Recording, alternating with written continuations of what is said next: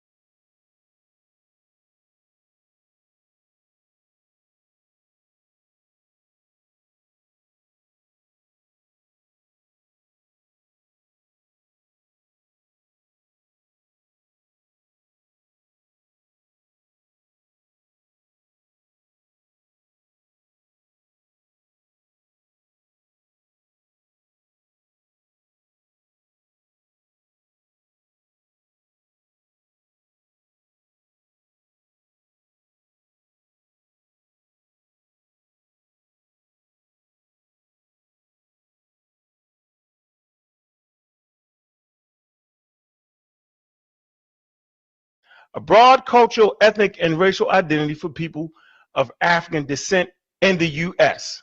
Okay, so you can get to the U.S. and you be classified as an African American, no matter where you come from, right? Caribbean and Washington. Okay, so you can get to the U.S. and you be classified as an African American, no matter where you come from, right? Caribbean and Washington. I want to interject really quickly, Ankh. This is why when you and I talk, I say, Ankh, you don't think we should throw the term African American away? No, we should throw it away. I say, Ankh, it is not specific to our lineage here in America.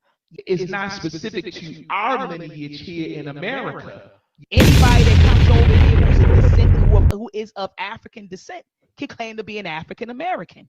This is why I said I do believe that we should have a name that is specifically for us, that other Black immigrants cannot come into the country and hijack. And I do believe that we should have a name that is specifically for us, that other Black immigrants cannot come into the country and hijack. And you were like, no, African American, they know who's who, and you went through all that. But in your slide, these two bullets talk about exactly what I was arguing on the telephone. But please continue. Did you change your position? No, I didn't. I'm still the same. No, of course not. I'm still there. I'm rolling with Friedman. No, I'm not rolling with Friedman. I'm rolling with Friedman in specific cases, right? If need be. That's what I said. I said that on the phone. Because African American course is our course. Our children are African Americans. Well, first generation may be African immigrants, but once they are born here, they are you. Yep. And wait a minute. Who are you? Well, first generation may be African immigrants, but once they are born here, they are you. Yep. Oh my God! No, no, no, no. Our people, brother, or are we our own people now? No, we got to understand two things. We have a race, and then we have an ethnic place. We African Americans. Just like a guy from Africa, he can say he's African, but there's no country called African. He's either Nigerian, Ghanaian, Malian, or something. That's his ethnic nation. There's no country called African. He's either Nigerian, Ghanaian, Malian, or something. That's his ethnic nation. Racially, we are together, but economically, we may well be enemies. Bruh.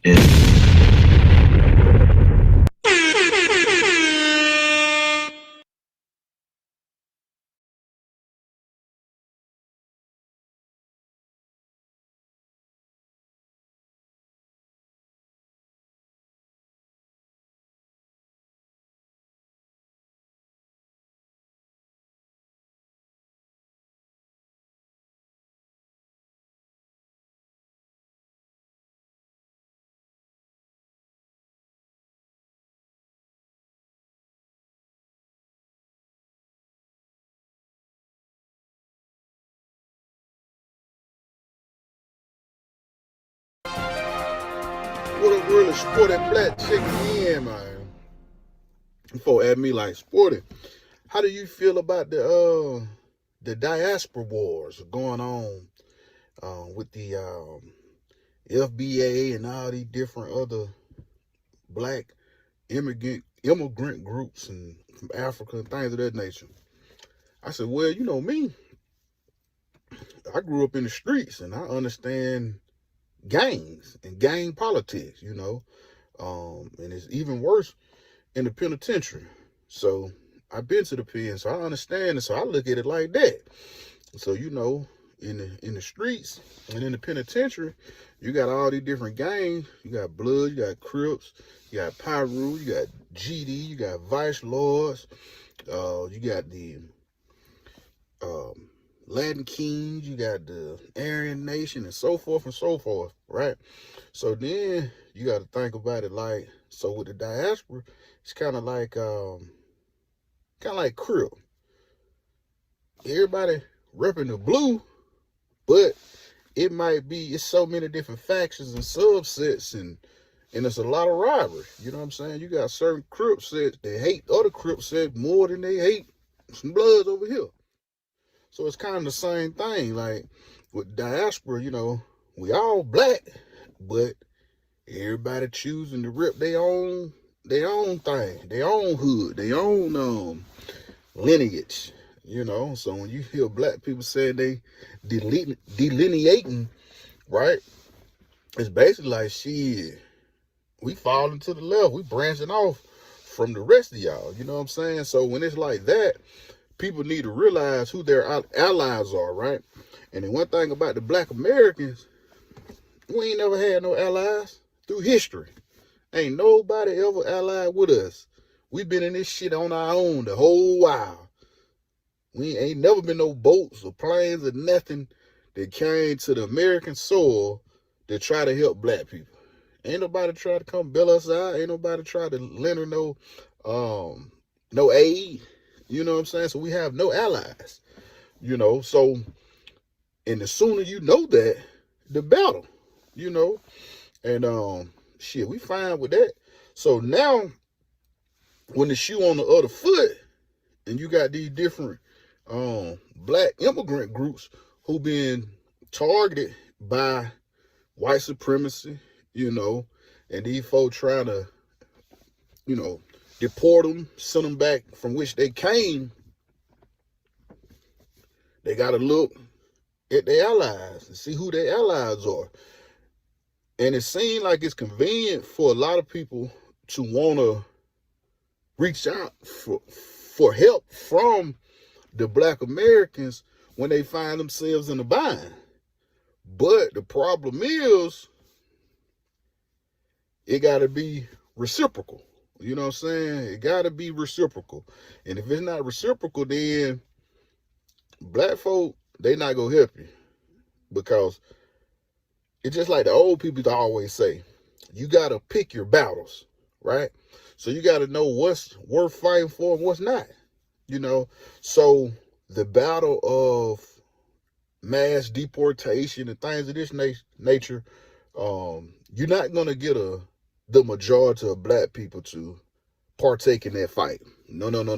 That's why you don't see that many black people out there on front line with the protests and going up against ICE like that, man. Black folks at the house, we chilling, we smoking our weed, we sipping on whatever we sipping on, or we going to work, handling our business, coming home to our families, man. We not out there with that foolishness, because that is not our fight.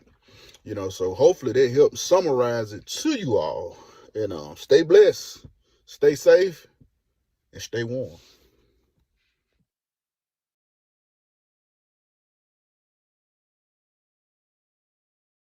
What a word, Sporty Black, checking in again. This part 2 of my opinions and views on the diaspora wars, right? Like I was saying in the first video, is that I kind of compared that to gang politics, right? So like in gang politics, you got the Blood, Crip, Pyro, GD, Vice Lord, so forth and so on, right? And then no matter what gang you in, you gonna have certain rivals. You gonna also have certain allies, right? So it's the same way. If you a Caribbean, Black Caribbean, let's say you Jamaican and Haitian, whatever, y'all need to be allied. Let's say you're African immigrant. Let's say you the West African, y'all West African. Y'all need to be allied. South African, y'all, them y'all allies, right? You can't look over here at Black Americans and look for us to ally with you, because you got to always remember, y'all don't really like us for real. Y'all don't really rock with that like that. You know what I'm saying? Y'all was always conditioned to think that y'all need to disassociate yourself from the Black American, but because of a lot of stereotypes that y'all came over here with, and the people that was over here perpetuated them same stereotypes. Don't fool with the Black Americans. They lazy, they criminals, they this, they that, right? So they're kind of like, you made the bed, you got to lay in it, right? And again, I tell my black Americans, like, we don't really got no allies, and that's fine. You got to be fine with it. You got to continue to stand independent in your independence. So that's kind of the root for Foundation of Black Americans, the delineation movement, basically just falling back and just being independent from, other POCs or people of color. I just say you got Black Arabs, y'all got to be allied with whoever y'all allied with. The Somalis, y'all need to be allied with maybe the Black Arabs, since y'all want to be Arab so bad. And me no black, me no black, me Somali, and all that old kind of stuff that you're kicking. So it's like, you made your bed, you got to lay in it, So this whole, again, I say this illegal immigration, mass deportation movement with Donald Trump, the president, that they pushing hard in the United States, that ain't a fight for the Black Americans. You know what I'm saying? We fortunate enough, this is our homeland. This is where we from. We're not immigrants. We very much American. When you see the Olympics, you see they be having them relay races or whatever. You might have Jamaica, they out there with their green and their yellow little running suits or whatnot. And then you see USA, the team, they out there with their red, white, and blue little running suits and so forth and so on. That's what it is. That's where we from. And we proud of it, And we made our culture here. This is our land. We help captivate, cultivate, and help pretty much build the United States of America. So, that's what we repping. You can pretty much tell from my hat where I'm coming from. You see the tomahawk that represent the Braves. You know what I'm saying? So shout out to the black natives that was on this land before the slave boats got here. That's another part of foundation of black. You know what I'm saying? So it's not only the black people that came over here from the slave boats, it's also a large multitude of people that was already over here prior to the slave boats. You know, it was already natives over here. And then during slavery and things of that nature, it was a lot of runaway slaves that ran away to certain native Indian campsites and was welcome. And they intermarried and they began to, you know, procreate. And then you got the black natives, they got dark and dark and darker in complexion, but they shared ideology, they shared everything, you know. So it's a big line of black natives, Indians, whatever you want to call them, that was over here as well. So if you fall up under that branch of that lineage, you know what I'm saying, it's still all tied in together with FBA, because it was a time where in America, especially in the South, it wasn't about different ethnic groups. It was race. You had either black or white, one or the other. And they were saying you got the one drop rule. You got any piece of black in you, you're black. You know, so that's when they had certain things. Well, of course, you got black. Then you got a black and white, that's a mulatto. And then let's say after that, you got you might be 1/4 black. They had the whole breakdown. Mulatto, quadroon, that's 1/4. Octoroon, that's 1/8. Yeah, man, they had that thing always broke down. You know what I mean? Because they took it real serious. And I keep trying to reiterate the point of, in America, it's not really about nationality over here. Everything is about race. They break that shit down to race. So I think a lot of black immigrants, when they come over here, that's what they're not realizing. That's kind of the disconnect. Everybody want to be, you know, tied in with, you know, people from their native land, which is cool, but the white people over here, they look at us all the same. They look at us as black. Black people the same way. When we see white people from different nations and stuff, whether they from Poland or Europe or Germany or Irish or Italian, we look at all them folk as white. And that's just what it is. America is a gray country. It's black and white. It's very, very much gray. And that's what it's all about. And as soon as you realize that, the better, you know. But that concludes my opinion on, you know, what I think about the diaspora wars or whatever. Y'all jump your comments down low and let me know what y'all think.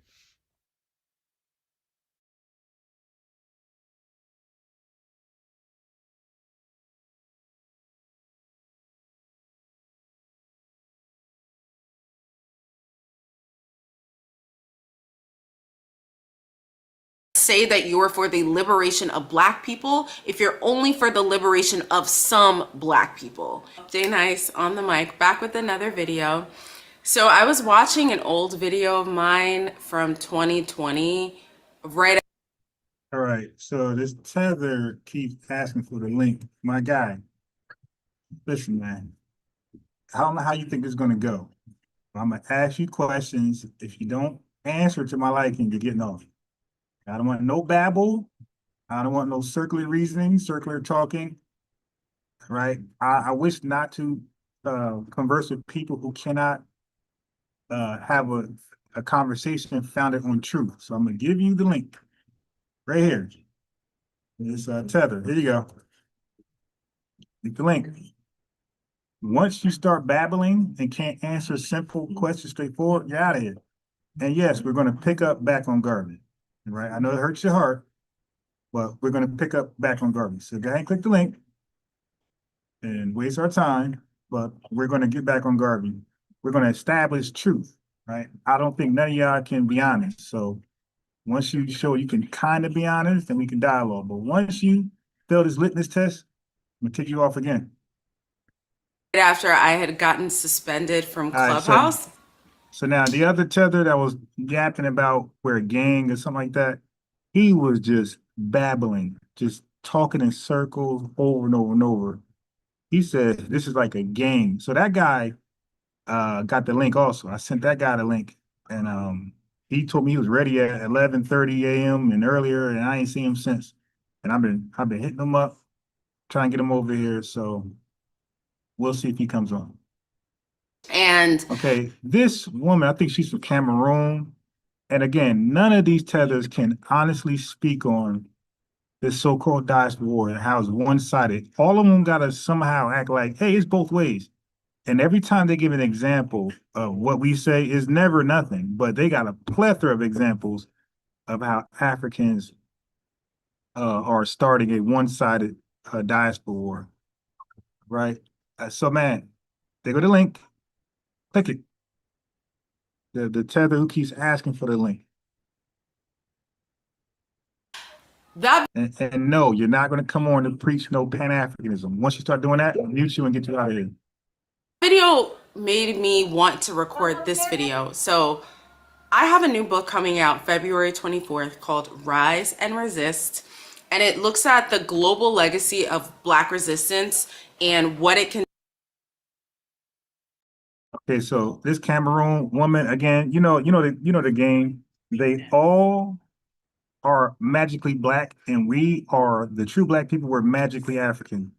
So she wasted her time putting that book together. You're not Black, like you said earlier. You're Cameroon. Be proud to be Cameroon. Okay, I'm proud to be Black. I'm not trying to be Haitian, Jamaican, nothing else. Just a Black man.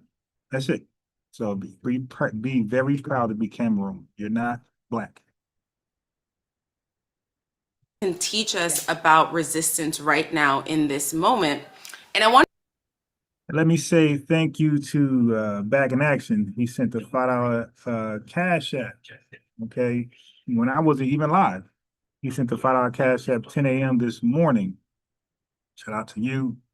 Thank you very much. I definitely got my morning coffee with the $5. I appreciate you, brother. And like I said, the cash app is 24/7. It's not just when I'm live. $ unbiased Ron. You're donating to everything I'm doing. You dig? So I appreciate it. I wanted to talk a little bit about anti-blackness within the Black community because I've been reading the comments on the Shaboozey. Now, when you know what Black means and you know we're the only Black people, already it's a problem. There's no such thing as anti-Black within the Black community. It's nothing but pro-Black and Black love. So here they go, tethering on to what we are and ashamed to be African. Like, how are you telling us we're African when you're afraid to be African? You're Cameroon. You guys call in, we say, hey, what are you? Cosplay as us. You cosplay as us. You lie. I'm gonna show you examples a little later. Tether called into Tariq Nasheed Radio and was just cosplaying Foundation Black American, and then later on told her herself, like, what are we doing? Video that I made, and there's a lot of conversation, and I feel like it's necessary. Oh, and let me also shout out Brandell Whiting, Cash App, he sent. Yes. Salik Bay, Cash App. Thank you very much. And we got, Back in Action again. So he was back in action in the super chat. I mean, the Cash App. Thank you for that. We got Helen Griffin. We got, we got Taya Carter. The name right? Thank you very much. To talk about anti-blackness from a West African context, but anti-blackness within the Black community, because I think that. And my phone it just went out. It just went out. So when this live ends, I can't even go to my phone right now. I got another phone in storage. If I get that tomorrow, I think. But yeah, so I'm going to be done. Once I leave here, I'll be here a little later. Depends how hungry I get, because I forgot to bring the chicken I bought yesterday, thanks to you guys here. Okay, where I'm at. So once the stomach start rumbling, that's going to be it. Go home and eat. It'll be early night. That if our goal is to fight against oppression and fight against an oppressive regime. Okay, so here's their biggest problem. In her mind, the way she's explaining oppression and oppressive regime, in her mind, she thinks it's color-based. You know, only white people can possibly be our oppressors and develop an oppressive regime. They refuse to look within themselves, how they also behave like oppressors, colonizers, and they try to express a pseudo tether regime. They refuse to believe they have that capability in those actions. They refuse to hold themselves accountable. So listen to this magical boogeyman we're all fighting against, and he got us all divided against each other. We were all one happy family until the white man. Well, listen to this. Like, these folks are completely out of touch, and they refuse to like listen from a FBA perspective. How, yo, what you're saying is completely nonsense. I know she knows about Jason Black, Tariq Nasheed, Black Afro, whatever I think his channel is. They know these people. They heard them talk. They know what we're saying. But they want to do is go in front of their audience and reprogram them to believe something else. These folks know better, and I don't know how they can just continuously invade. You know, they dodges. They dodge confronting us. Like, they're very good. We have to also be able to identify the enemies from within and the people that infiltrate our communities to sow. Like you, Chosen 1619, thank you, $99. Super chat, Lineage Love is in the building. He says white supremacy isn't our only threat as FBA's. Okay, right. Well, you could look at it like this. White supremacy is the only threat. Everybody's just helping it. Everybody is team white supremacy. So you can look at it from that perspective. It is the only threat, but the thing is, it's just not white supremacists. It's other people who are team white supremacy, and we are all we got. And I got a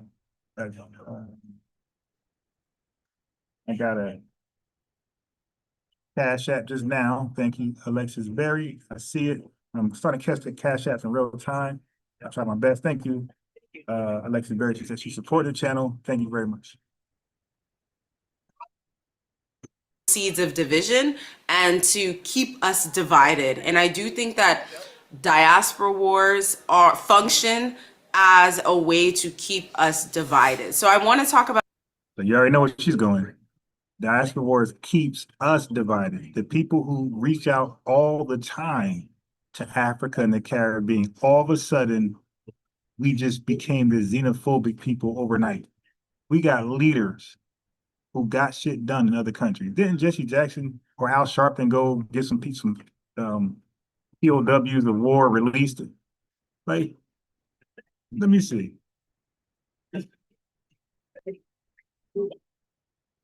My phone is ringing. I can't even hear. I can't even see the screen. Hello? Yep. So the phone is definitely out of whack. I gotta hold on, but I can't see my voice about to tell people the phone I work.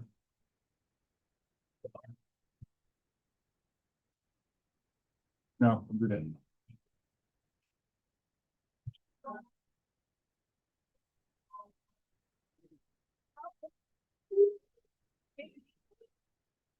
Africans and African immigrant enemies.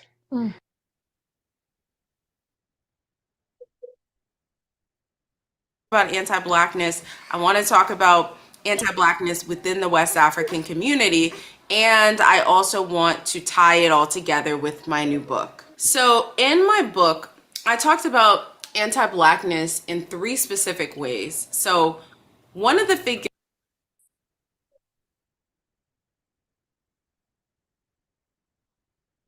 Want to hear about that book?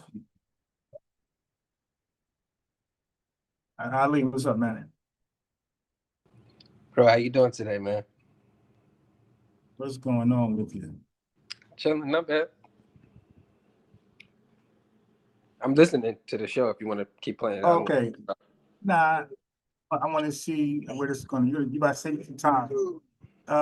So we talked earlier. Did you get a chance to look up Marcus Garvey and the scam thing he did with the shit? I didn't look it up into detail, man. I didn't even know we were gonna be speaking again, honestly. I mean, but that should be for you. Like you the one who promotes claim you're a fan of. Hey. Stop. Okay, so you're the one that claimed like you're a fanatic of Malcolm X, then you talk about Malcolm X being Garveyites, and they don't know about Garvey. Okay. Okay. So I mean, no, I'm not that. we have to have some kind of structure, man. No, we do have a structure. No. See, bro, I'm gonna kick you, dude. Listen, man, you're coming on my show. I don't care nothing about you, man. I didn't but invite we're you Black on. American. Why we don't care about it? No, you okay? Look, the next don't put that off there. The next troll, Mark you said getting you out of here. All right, and I'm blocking from the chat also. So now, yeah, you're not gonna troll me, trust me. Unmute, and we're gonna establish some truth here, and then we're gonna move on. Matter of fact, stay mute. No, stay mute. Go in research right now. You have the internet. Go. I'm gonna put you in the waiting room. Okay. I'm gonna give you 5 minutes to go research Marcus Garvey. Go research Marcus Garvey if he had sold stocks to Black Americans for a ship he did not own, and then come back. Yeah. So you research that first, and then we'll go further. The structure is me. I am the structure. But Ella Baker talked about her experiences and the sexism that she experienced. And you better not say one thing in the chat. Hey, family, if that dude, Muhammad Ali, say one thing in the chat, block him. Okay? So what he's going to do is do his homework. He's going to go research if Marcus Garvey sold stocks to Black Americans for a ship he did not own. And then click the link and come back on. All right? So the only thing you should be doing is click the link, come back on. Don't say one thing in the chat. If y'all see that guy in the chat, block him. Within the civil rights movement. When we're talking about the insidious ways that anti-blackness can show up within our communities, we can't think that our movement spaces and these places that we've constructed that are supposed to be inclusive and Black. So somebody want to learn about the trademark? Yeah, click the link. All right, we can talk about the trademark. Click that link right there. I had many shows. Just look at my shows. I talk about the trademark. Click the link. Let's talk about the trademark together. Time first one. Only spaces will be free from internalized oppression, right? All of us all of us are drinking from contaminated water, and we all consume what we see in the media and what we hear within our communities and from our families about our community. And it's very, very. Okay, so here we go with the media thing. This is complete projection. That's their permanent excuse to hate us. Oh, well, the media don't find you guys favorable. And like when you say, okay, ma'am, who runs the media? They're gonna say white T man. It's like, so is white T man, isn't he the oppressive force you spoke about earlier? She's gonna say yes. I'm gonna say, so why are you voluntarily believing white T man and you know he has, and according to you, he is the oppressor and he spreads misinformation. So why are you voluntarily, and then he also, bring your country to a hill? So why are you trusting your oppressor? See, we don't do that over here. We don't trust the white T man information at all. So much so, like, we gotta be like, all right, chill out. Some stuff is right and exact, and some stuff is garbage. But yeah, we'll go as far as we don't want to hear nothing if it's coming from white man. So we are coming from different worlds. You believe everything the white T man say. We have a trust problem with the white T man. That's why a lot of Black men don't go to hospitals and things like that, because of the history. But you guys take the media hook, line, and sinker. We're not the same. We come from two different worlds. Very, very difficult not to internalize the things that we hear. And so Ella Baker has talked repeatedly about the sexism that she experienced. Because if you're pro-Black and if you are for the liberation of Black people, you have to understand that that means you're for the liberation of all Black people, regardless of their gender identity or their sexual orientation or their size or their skin tone or what they do for a living or whether they were from the hood or, you know, all of these things. And so I think it's important for us to understand that the ways that anti-Blackness shows up even in all Black spaces. Another person I wrote about in this book was Emperor. We don't give a damn. So basically, family, she's trying to, okay, I see where she's going. She's saying we're all Black, therefore we all got this anti-Black in us. So therefore we're all anti-Black at some points. This is the Tether babble. No accountability.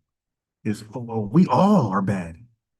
It ain't just the Tethers. We're all bad. No. Matter of fact, I think I had it right.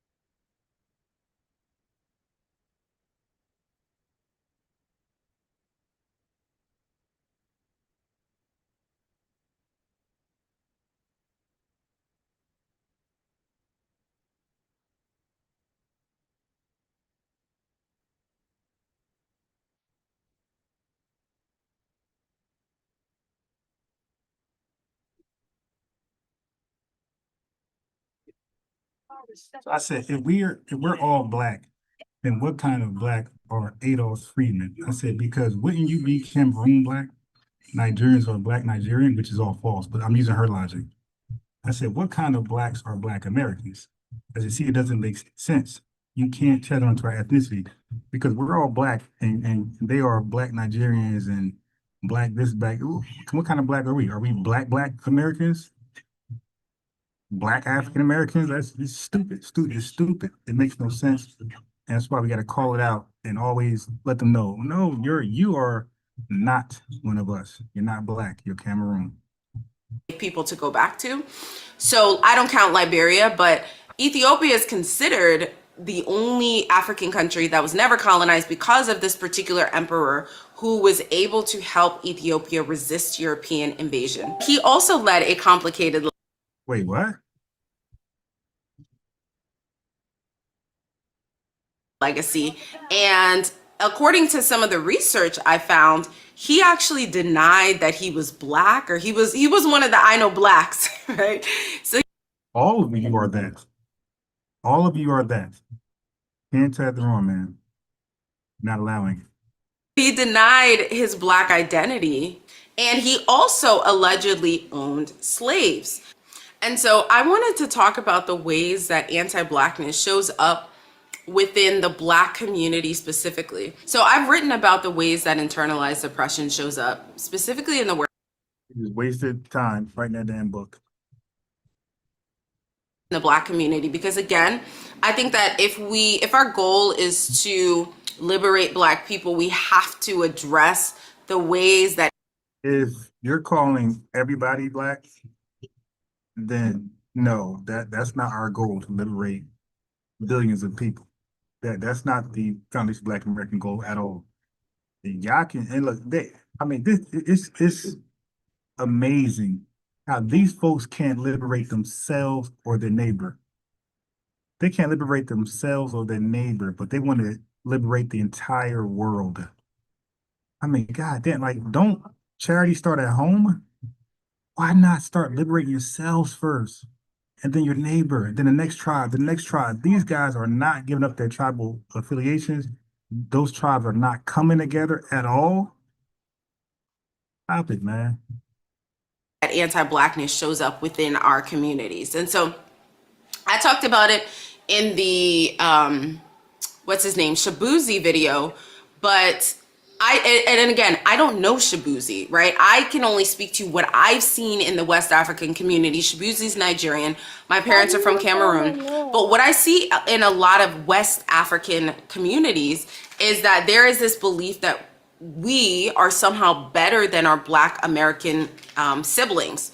We think, Man, the only siblings I got are my actual sisters and brothers, and then then I got extended siblings, which are people of my lineage. That's why only Black Americans, family, only Black Americans go around calling other people of the lineage brother and sister. That was no human on the earth did that but us. We call everybody brothers and sisters. A Black person from Hawaii, California, a Black person from Nevada, you dig, New York, Atlanta. We run into each other. We call everybody brother and sister. Okay, these guys, the Yoruba, don't see the people from Fulani as their brother and sister. Nobody in Ghana does that with the different tribes. Nobody in Zimbabwe, Jamaica. There's no such term in Patswap, whatever that shit's called, where they call each other brother and sister. There's no such term for that in Haiti. Okay, we are the only ones who went around calling random Black people we just met brother, sister. Stop. that Black Americans are lazy or have no culture or, you know, are ghetto or hood or whatever. And so there's this distancing. Wait, but you can't say that when you guys are the capital of murder in the world. How does that make sense? Jamaica's the number one in the world, like ever since their independence. Yeah, so ever since, put it in that, don't think. So ever since their independence, they've been the number one murderous country in the world. You know what's ironic? When they were under, no, I said no, put on the napkin. No. Don't do that.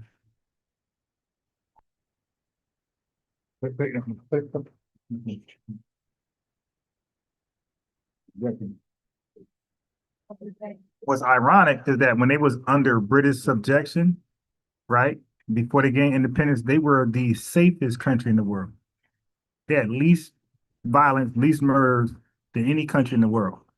So the white man tamed them. Once they got loose, they become the most murderous people. This is why they love white people so much. That we tried to do. I talked about it in, I have a book called Decentering Whiteness in the Workplace. Oh my God. And in that book, all they do is write books. All fucking day they write books.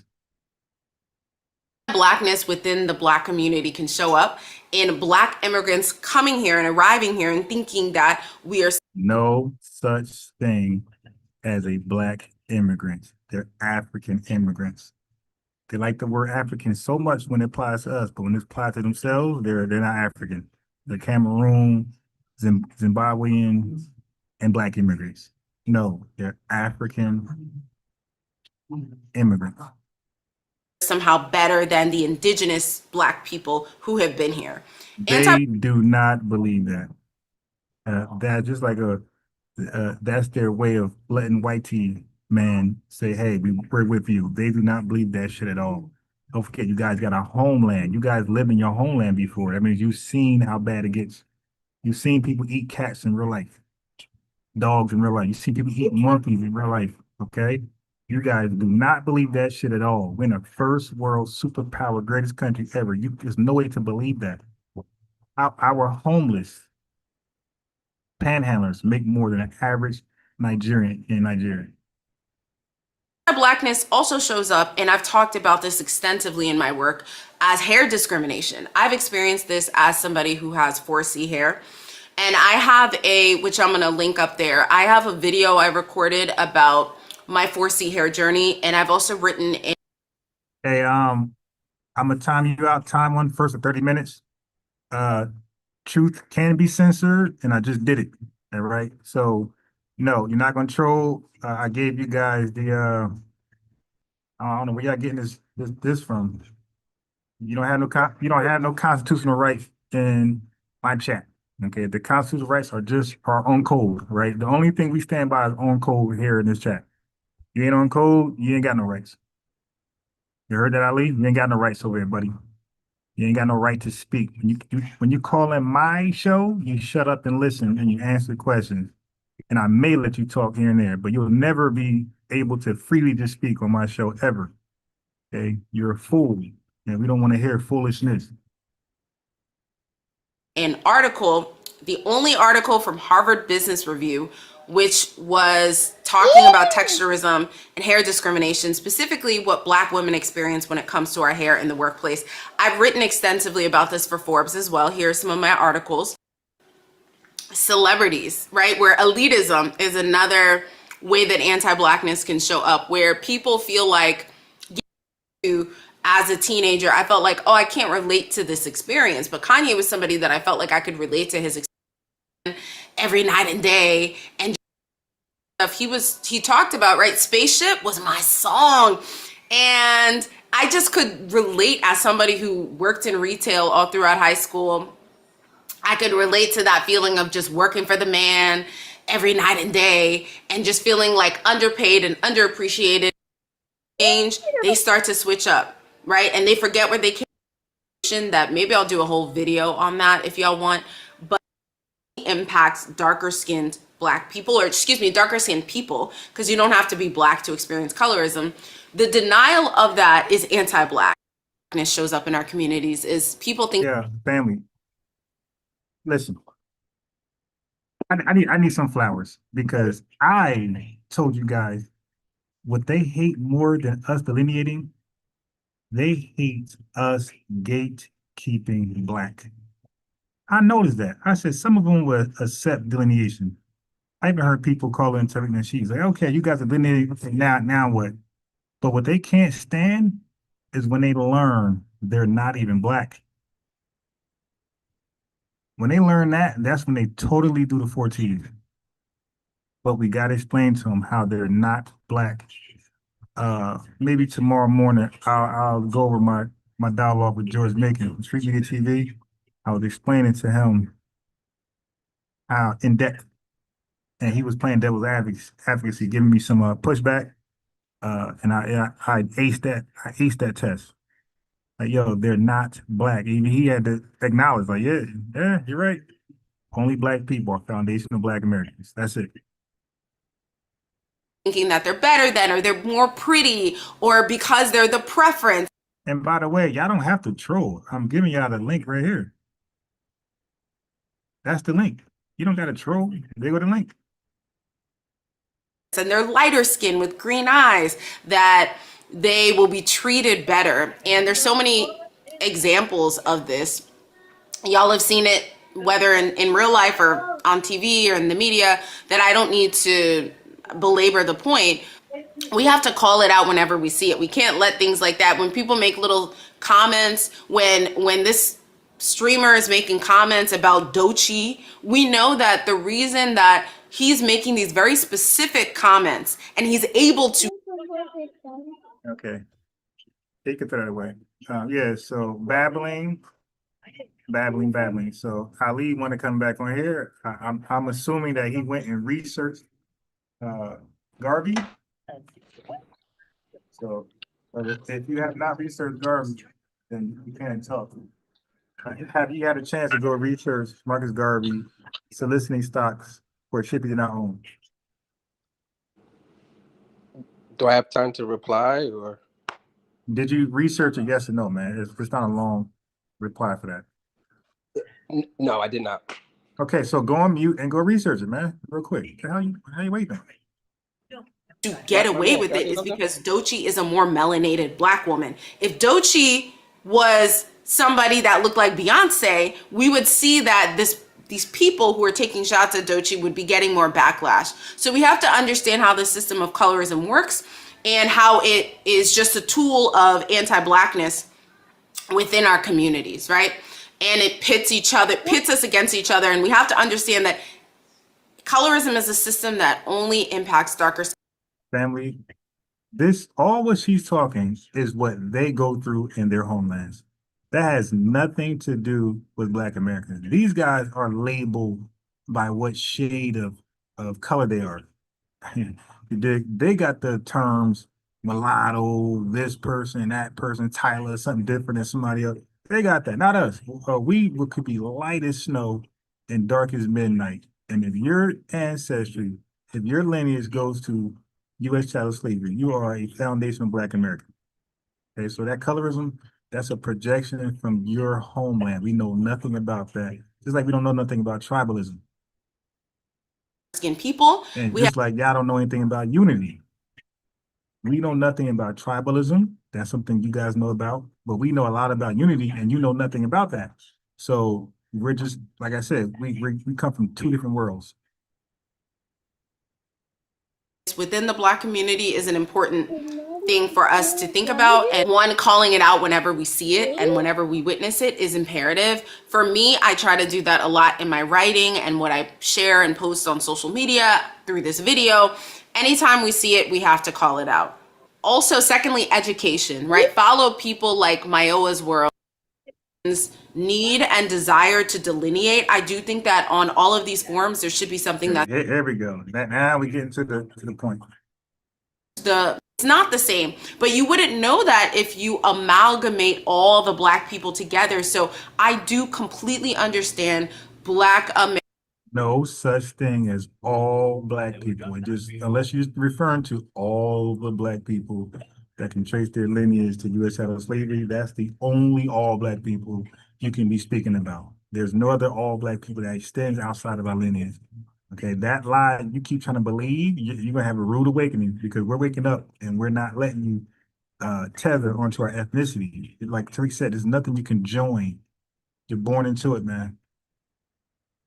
Americans need and desire to delineate. I do think that on all of these forums, there should be something that says Black American, Cameroonian American, or West African, or East African, or South African. There should be, because again, if the health outcomes are not the same, if the job outcomes are, and I'm not sure what the job data actually says, but if the outcomes are different, then delineation is so imperative. I also think, as a sidebar, as somebody who is not a descendant of enslaved people, I've written extensively about the need for Black Americans to receive reparations. I think. Wait a minute. See, she's not consistent when she says Black. She said, thank you for your symbolic gestures, but Black people need reparations. Wait a minute. You just said, you didn't specify here. So she just told on herself. So she know that we're the only Black people. This don't read Black Americans need reparations. She said Black people. Don't forget, to her, Black people extends to Africa.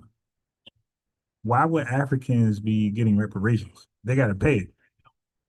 Okay. So you see, this extends all the way to Africa. Now, Tether Ali hopped off because he may have looked into Garvey's situation and realized he was a scammer and don't want to admit that. So I didn't kick him off. He was on mute. So that's him. Like, he voluntarily hopped off. Okay. So, bro, it's okay, man. Your leader was a scammer. All right. Yeah. So you see, so she said Black people needed reparations, and she just said she was referring to us. So they know that we're the only Black people. They're the only eat rat, eat cat people. We ain't equal.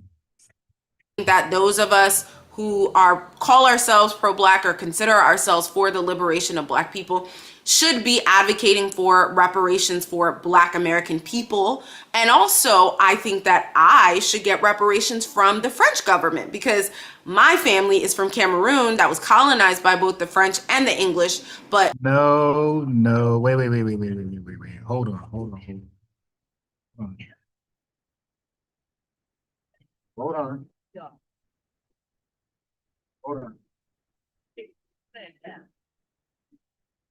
No, I had to make sure. No. You are the people of the slave race. You gotta pay. I wanted to make sure. Nope. You gotta pay. They don't owe you a damn thing. Now, I will stand in front of that.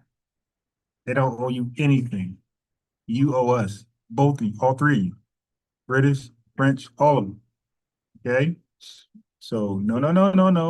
The French hold the Haitians, the British hold the islands, and the United States hold Black Americans. You guys owe as well. Nobody owes you anything. France need to run us our money, but that's another conversation.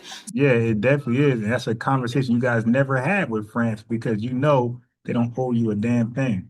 All right? You guys were in bed with each other. You guys signed a treaty, remember?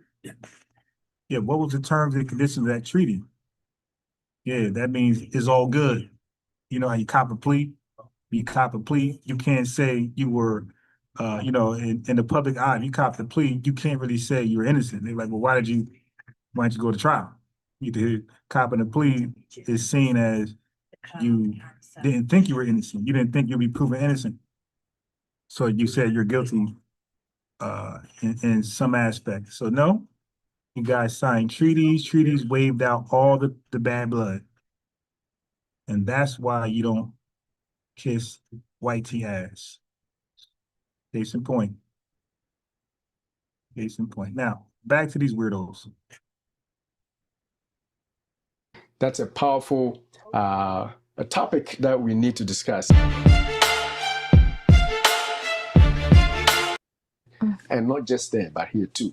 Right. But we need to be active in doing that businesses, which helped not just Black people, but something of an issue to deal with. But again, that is a real cost. That's a cost. And I think one of my cameras just went. That's what I was saying. So we're going to go here and use this one going forward. All right. So the next one that we can talk about is what we've talked about, the family thing. Now let's do, how do we build the bridges? We're going to conclude over the solutions, right? The solutions, building bridges. And they say that personal actions that you can take. We've talked about the problems a lot, but what can you do as a person to stop some of these problems? Personal actions. Change begins with individual choices. Right, and our choice is to delineate. We already solved the problem. Small steps can create powerful shifts, in our communities. That is what has to be done. You have to yourself be willing to make a change. You cannot sit down and want everything to be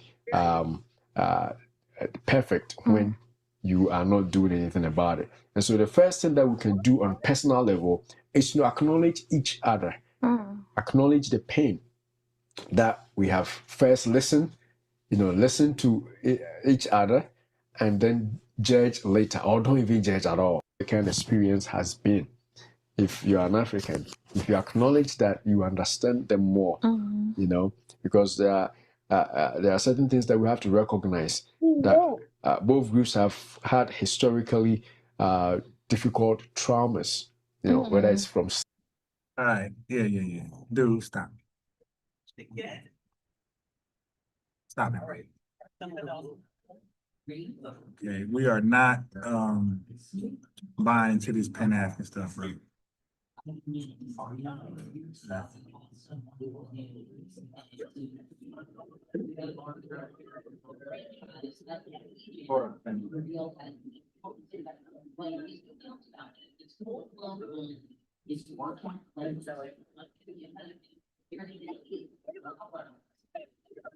All right, so I'm gonna get the other guy on, the guy who compared us to a gang. I need him to. He got to speak. He owe us an explanation. Okay.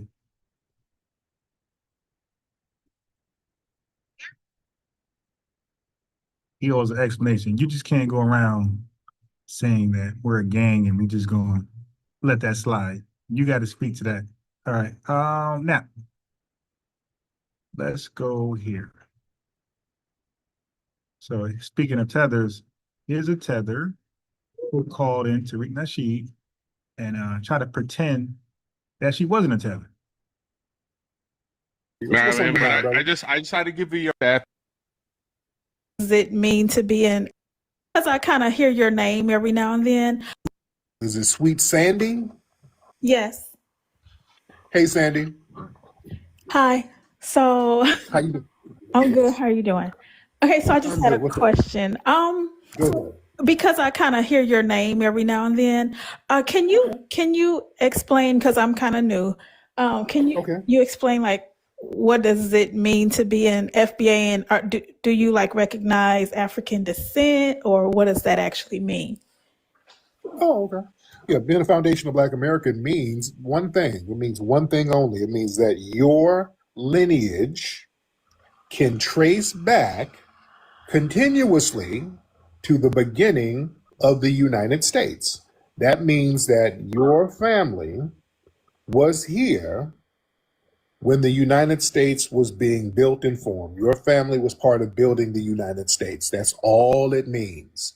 Now, there were some people here who were indigenous. There were some people here who were brought from Africa, but there was an ethnogenesis. So if your name was Negro, colored, people of color on a document at the formation of the United States, and you're still here based on that lineage, that makes you a foundational Black American. Does that make sense? Sandy? Yes, but yes, I'm here. So I'm used to these calls right here. They're not trying to learn at all.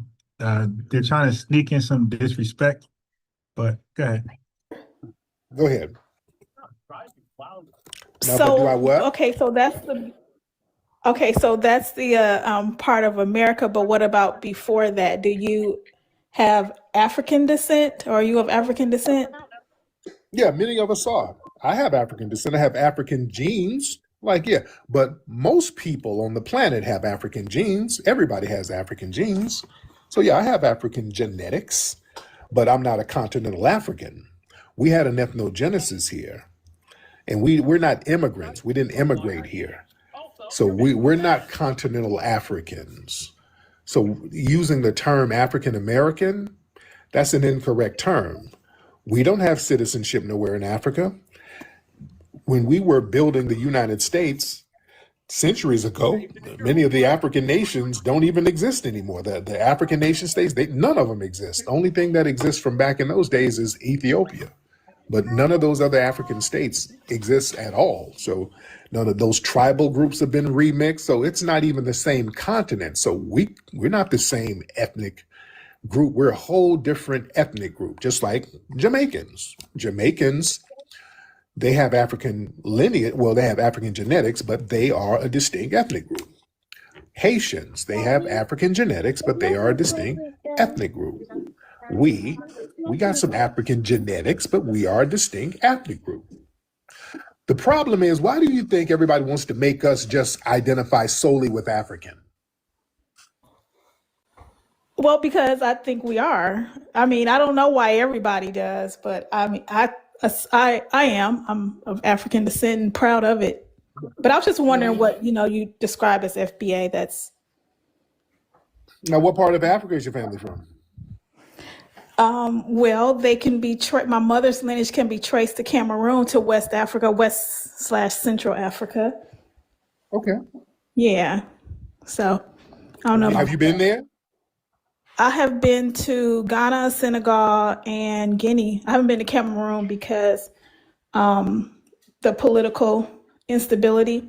It's kind of hard to maneuver through Cameroon, for me anyway. But yeah, I've been to West Africa several times, and I definitely identify with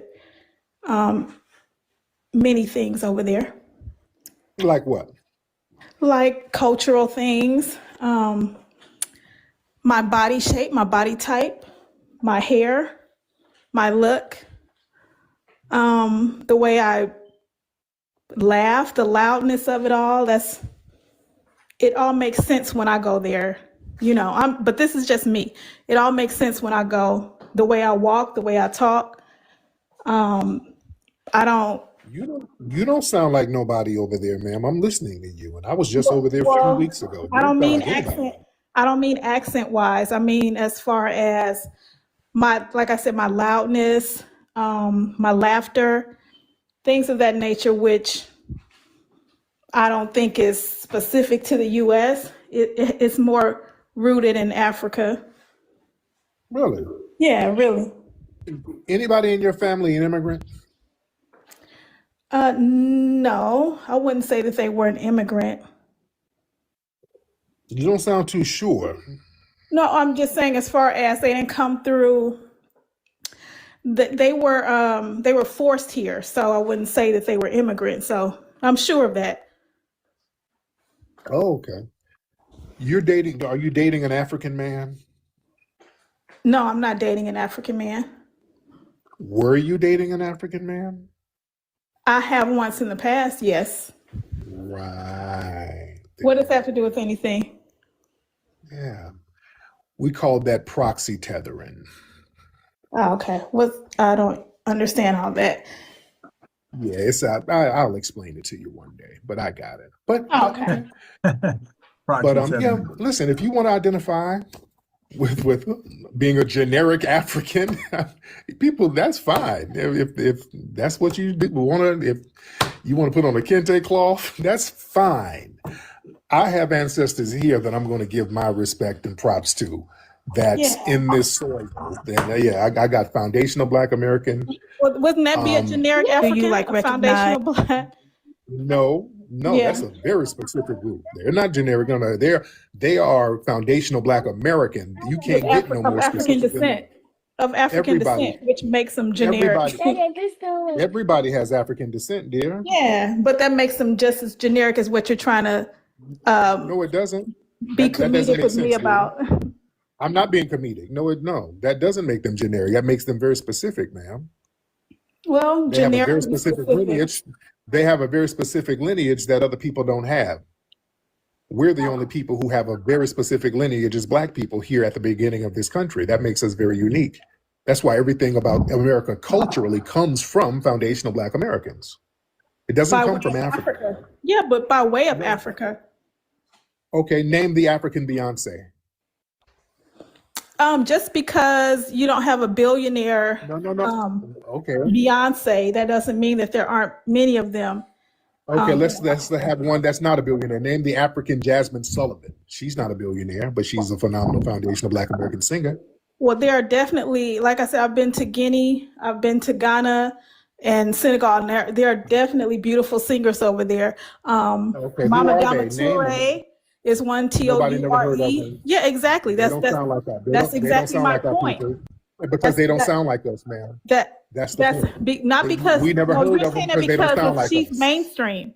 She's mainstream. Yeah. I just told you that these people you wouldn't hear because they don't sound like us. They're not as good as us. Well, you're of African descent though, so they are just as good. Everybody is. That's redundant. No, that's redundant. It's not redundant. You just want to put yourself in a box because you're ashamed of slavery. I'm not. How am I ashamed of slavery and I'm claiming my enslaved ancestors here? Okay, then why are you saying that you're foundational then without any root to Africa? You'd rather say everybody's from there than to admit that you're from there. No, ma'am. My people survived slavery, and I'm very proud of them for surviving that. And then they built this nation. Yes, I can. These were foundational Black Americans. I'm not giving props to Africans for doing that. Africans sold my people, ma'am. Yeah, but it wasn't just Africans involved in the slave trade, though. Yeah, Africans and the white supremacists, and both of them can get this work. The ones who were involved, the white supremacists who were on the bullshit, they can get this work. Right. And the Africans who were on the BS can get this work too. You guys were innocent. Yes, those were specific Africans, though. See how that works? Specific right, and we are a specific ethnic group that had an ethnogenesis. So we're not generic Africans. So you just proved that everybody is not the same. We are not the same either. We have a specific ethnogenesis, ma'am, and you just proved that. Thank you. I didn't just prove that. You're just putting words together. You're just putting words together. You're proving my points, man. You're proving my point. No, I'm definitely not proving your point because I don't agree with what you're saying. You definitely are. At all. What don't you agree with? I just told you that if your people are of African descent, you are of African descent, which makes you more than just a foundational Black American. That makes you more than that. But you refuse to see that because you're embarrassed of it. Embarrassed of who? Embarrassed with African people. I'm not embarrassed by them. They can do what they do. I'm not a continental African. Okay. I'm not embarrassed of them. My family is here. We don't really have anything to do with modern Africa, man. When we go over there, we're treated as tourists. I'm fine with that. I went over there as a tourist. I'm not going over there to find myself. I went over there a few weeks ago. I went to Senegal. I had a ball over there as a foundational Black American. And All right. so you were treated as a tourist or family in some cases? I was treated like a damn tourist. You better not go away. You go over there. Let me tell y'all something. Don't let these folks think you're gonna go over there and get treated like family. All right. They know you're a foreigner and they're gonna treat you as such. Some people are gonna be nice. Some people are gonna be scammy. Whatever. But they isn't know that the you same are here? a foreigner. Isn't that the same here though? No, okay. It's not the same here. No, it's not. Yeah. Man. No, it's not. I'm not treated like a foreigner nowhere I go. I'm saying as far as scamming and being treated, wouldn't you think that Africans who come here are treated like foreigners, or people in general who aren't from here are treated a certain way? Does that work both ways? No, they couldn't come over here if it were not for foundational Black Americans. They couldn't come over here if it were not for us. We made a way for them to come. That's not what I'm saying. I'm saying as far as going to visit. That's what I'm saying.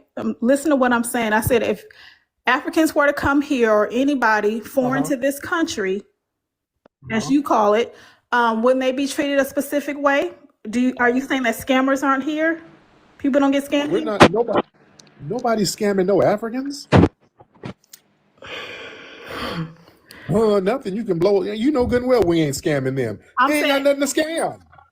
What they got to scam? That's not true. So you saying all Africans are poor? Then how are they coming here? We ain't by us, but we ain't scamming them. Well, they ain't got nothing. They don't have nothing to scam. We don't scam them. Nobody. We don't scam them. We're not running no scams on them. But I'm saying that people from America don't run. I'm not saying that because now you're generalizing. I said American people don't scam. We don't have collective scams. Okay. Man. We don't have collective systemic scams like some of these other people do. Okay, right. I got it. Yeah, you talking about some individual doing some dumb shit. Yeah, it's like some African individuals do. They got collective scams. That's why, man, they come. Yeah, they have groups. Look, I understand subsets and all of that. I get it. You see what's happening in Minnesota. That's not just one or two people. That's a whole network of foreign scammers. That's a small group of people who decided to scam. I mean, you got Enron, you got European Americans over here scamming people who are about to retire. Come on, what's worse? Boy, what's with y'all? When the African people scam, the white people be scamming too. Boy, y'all, what's up with all of these excuses? I was specifically talking about. Your family, and we talk about them selling us. All of them will say, yeah, well, the white man, he benefited the most in A, B, and C. It's like, yo, but I'm talking about what you did. Like, we already know what the white man did. I'm talking about what you did, and now you want to deflect and talk about what the white man did. They all do that. Again, no accountability. You can do nothing with these people, man. Million excuses, boy. Y'all got a million excuses for them. I got a million excuses. Yeah, but then y'all want to point the finger at us for delineating. No. If you're gonna dish it out, talk about your people here, ma'am. Yeah, that's what you got all the smoke for us. We ain't scamming nobody. We ain't finessing nobody. We ain't going over there getting into people's politics. You got all the smoke. Y'all shame of slavery. Y'all shame of Africans. But when we point out all the little janky stuff going on, it's just a few people, one or two, you can't generalize. Boy, man, that African dude must have piped you down, boy. He really got you. He got in your heart, didn't he? Man, boy, that African dude really laid it on you, didn't he? Boy, he got you proxy tethering. Man, where are you from for real? Here we go. You don't sound like you have an FBA lineage. Where are you from, ma'am? Yeah, it sounds like you are a continental African, ma'am, the way you sound. Sweet Sandy, unmute your mic, dear. Yeah, you sound like, right. Yeah, where's your family from? So where'd you go in Senegal? I'm just curious. Where's your family from? like I told you, my mother's lineage is from Cameroon. So you come from an immigrant background. Yeah, she said that earlier. Yeah, just say that. Just say that. Because now you're kind of being dishonest. So if you're dishonest about one thing, you're going to be dishonest about something else. That's what you're saying. Okay, but it was good. I just wanted to ask you a few questions. Yeah, she's from an immigrant background. This is the tether. All right, thank you, beloved. That's a tether. Yep, and she was proxy tethering. All right, Ali, man, go ahead, unmute, bro. Did you look up Garvey? Did I look up Garvey? Yeah. Can I ask you a question now or no? No. Well, what did you find out? I found out Malcolm and I found out Martin Luther King went to Jamaica and later wreath on his. Remember? Martin Luther King later wreath on his. Right. You think you? All right. Hold on. Yeah, you do know I can make it where I mute you and you cannot unmute, right? Okay, now family, I didn't kick him off. I muted him. He hopped off again. Yeah, this dude is retarded, yo. He said he researched it. I asked him, what did you find out? Family, no, you're listening in real life, in real time. No accountability. He researched Garvey was a scammer, and he just don't want to acknowledge it and admit it. He's blabbing about Dr. King going to Jamaica. He's blabbing about Malcolm X going to Africa. But, bro, what that guy do with Marcus Garvey? Like Tariq pointed out earlier with the tether right there. He asking about Africa and their hand in slavery. She talked about the white tea man. I'm like, yo, Marcus Garvey, guy. We're talking about Marcus Garvey, and he's talking about the white tea man. No, Marcus Garvey. That's who we're going to talk about. All right, let me share this with you guys because we got an update on a ice. Somebody who was sitting on ice. All right, so we got an update. He spent 10 months in ICE detention and just got deported from the U.S. to Nigeria. Yeah, it's going to be a while. Processing shit. Talk to the families of Black Americans who sit in county jails for years before they have a trial. Yeah. You had a chance to self-deport. You knew you were illegal, just like a person who's wanted for a crime. They have a chance to turn themselves in. And if they don't, it's going to probably be a shitty process and getting them sent upstate. So this says, so good to be back home after 10 years overseas. It feels good. Dude, you didn't voluntarily go back, but you got captured. Okay, so never had my freedom taken from me. So this experience with ICE was hell, but I'm grateful to God, grateful to be out of ICE custody and home with family. Dude, stop. You know what? This person could say it better than me. Hold on. Stop the cap. It says, grateful. He said, I'm grateful for my wonder wife. Dude, so so you left her. Wait a minute. 10 years. So you were 10 years split from her? I'm grateful for my wonderful wife. Wait, so so did you find her in America and left her, or you left her and huge appreciation goes to my family for their support.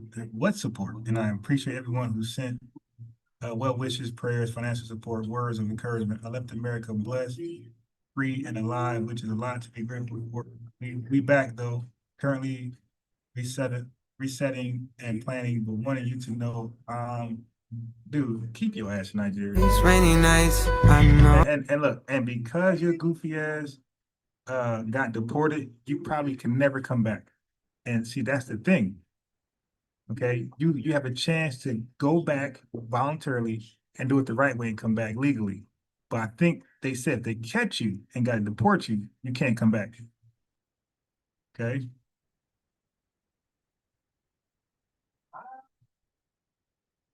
Yeah, look at these cars. My man said, he said, I'm great. He said, I'm back. What did he say? So good to be back home. This is good to be back home. Yeah, they're just now trying to work on. Yeah, these dudes are light years. What are you building over here? They on, yo, you glad to be back here? Yo, that car is wilding, yo. What's back there? Just a bunch of cats.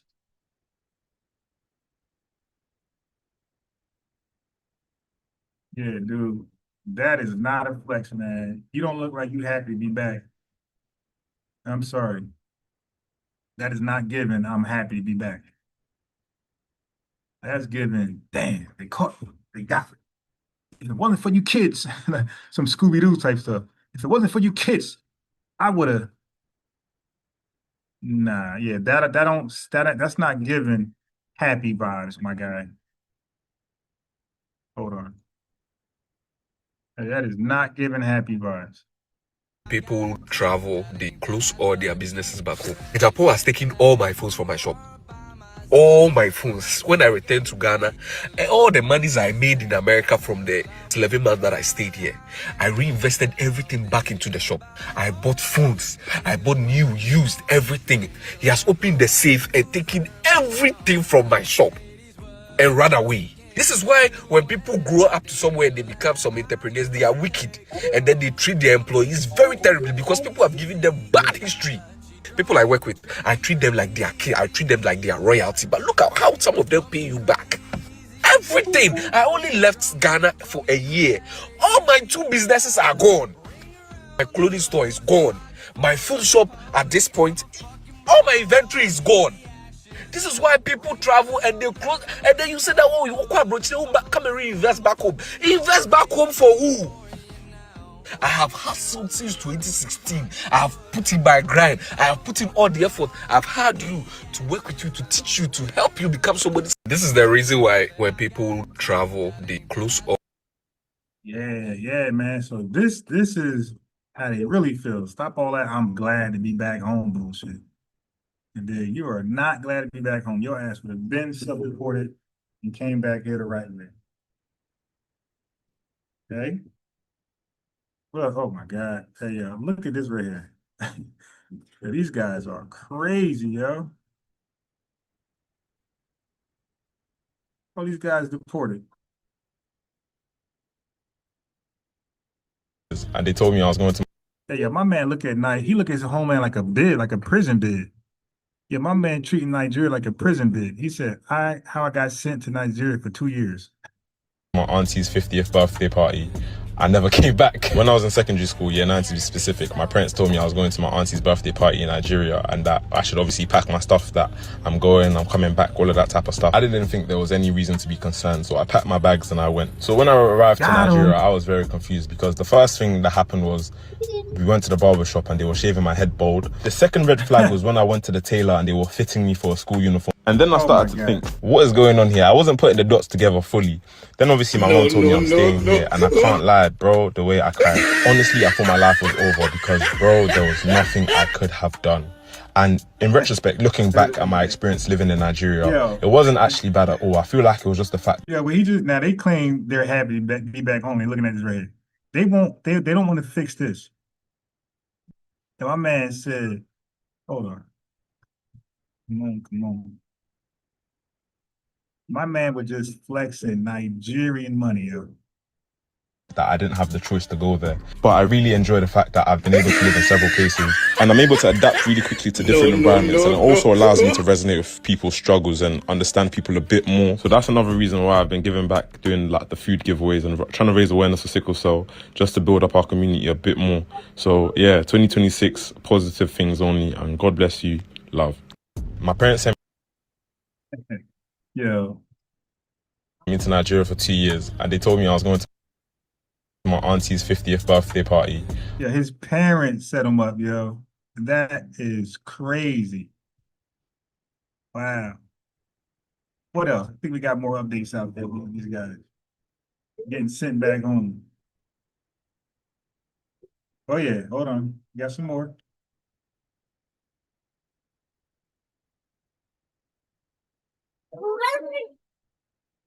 Is hitting me harder than I expected. I'm starting to feel the pressure of not knowing what comes next, where my husband will live, how we will rebuild, and what our life is supposed to look like. The heat inside the homes is overwhelming, something my body just isn't used to coming from the US. I've been getting sick, fighting headaches, trying to adapt, and realizing this transition is going to be much harder. She says she getting sick for being in her own homeland. Than I ever imagined. We don't even have refrigerators in these homes, but even through all that, today showed me a different kind of strength. Early this morning, his family welcomed us with hot chocolate and fresh Haitian bread. Small gestures that feel like anchors in a world that suddenly feels uncertain. In the afternoon, they cooked Haitian-style spaghetti, and by evening, they were still offering us everything they had, making sure we were fed and cared for despite having so little themselves.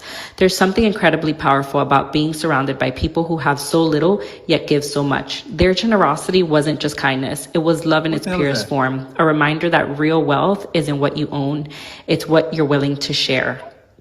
Today showed That's a goddamn lie. That's something third world people would say. Me what true humanity looks like, and I'll carry this feeling with me forever. Okay. Well, listen, if that's true humanity, I'll still be fake humanity. Give me the fake humanity. I don't want no smoke with that. Hold on. I don't want no smoke. Give me the fake humanity. I don't want no smoke with that. In fact, let me just start running them all down. Let me just start running them all down.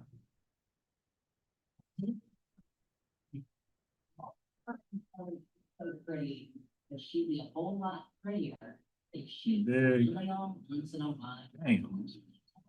Smile more.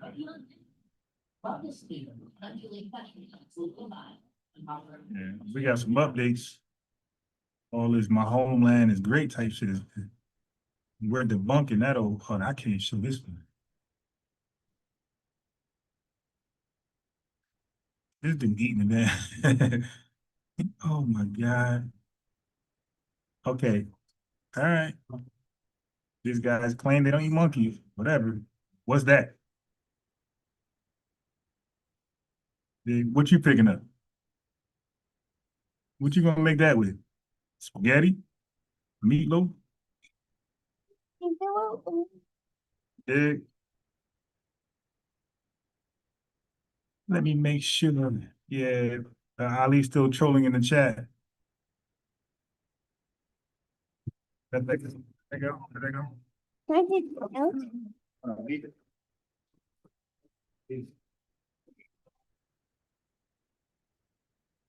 All right. So let's continue with the updates.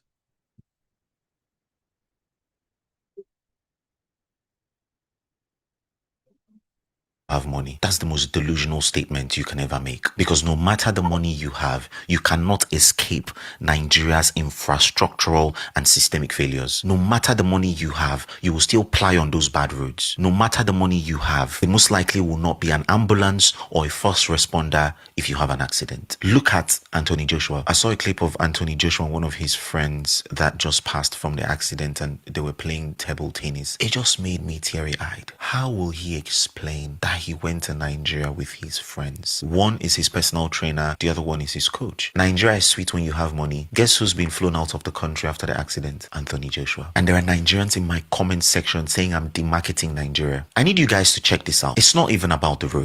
Look, they don't want any truth being said about their homeland. They want all lies to be, propagandized. This guy's trying to be real about his homeland. His people saying he's a sellout because he's being honest. He's holding them accountable. Why is a trailer parked on a highway? In a sane society, that will not happen. The road the accident happened on does not have basic road signage. Federal Road Safety said they were over. Oh, no wonder why they come here and drive like that. They don't have no damn road signage. Speeding. I don't buy that nonsense narrative. What is the proof? The roads don't have speed cameras, so how do you manufacture that they were over speeding? Where are the speed cams? There are barely speed cams on that road. Dead bodies laid on the floor, and people are walking around taking pictures. No dignity even in death. It's God damn these tethers, yo. We have nothing in common with these guys.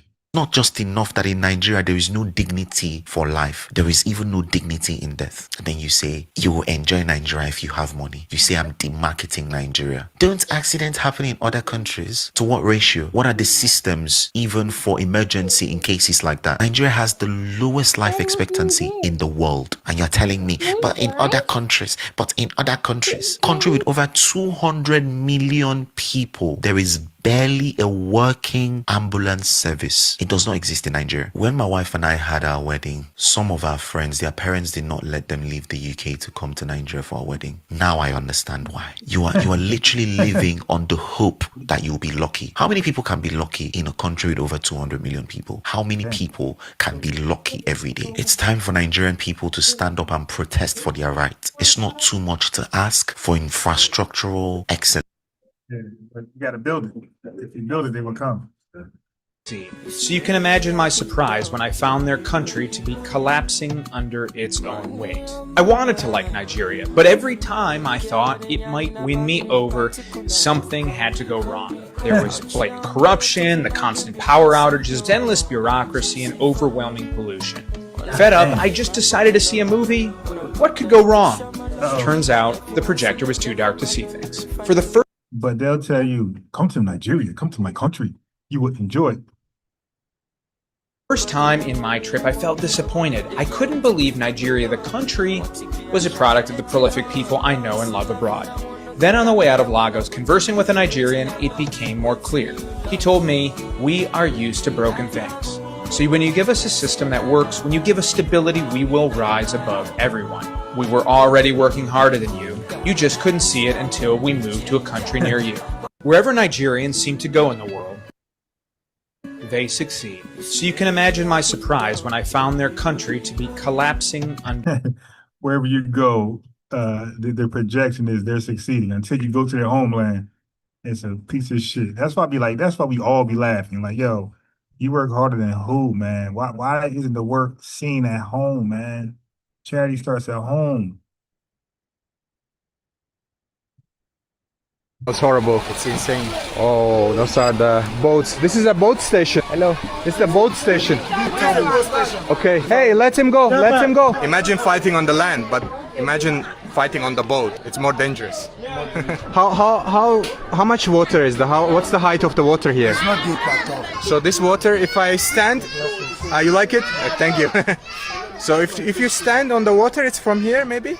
No, if I get into this water will be from my knee, from my leg, from the middle. Okay. So it will be like you can... Oh, yeah, I know what that is. That's Makoko. When you stand up, you can actually stand up on the water, so it's not too deep. So this is part... Yeah, they live in that water, they drink from that water, they bathe in that water, and they urinate and defecate in that water. And they no, they don't fish. But the water is scientifically called dead. Nothing can live in it. Part of the ocean, or is this a lagoon? This is lagoon. So basically, they're just wet.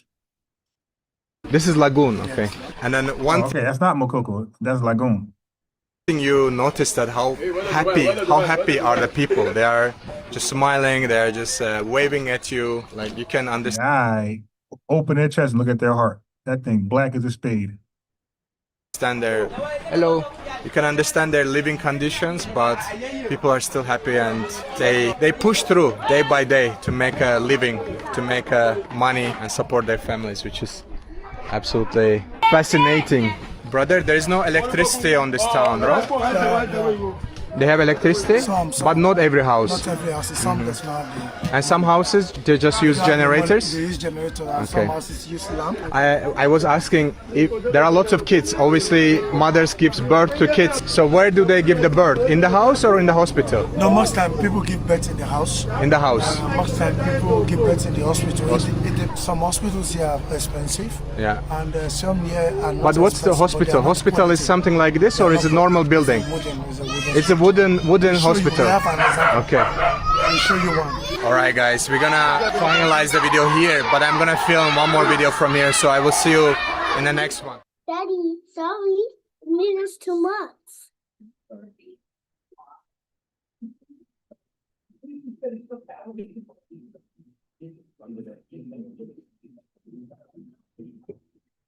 Oh, it has no sound. This is Nigeria's prison. There's no sound.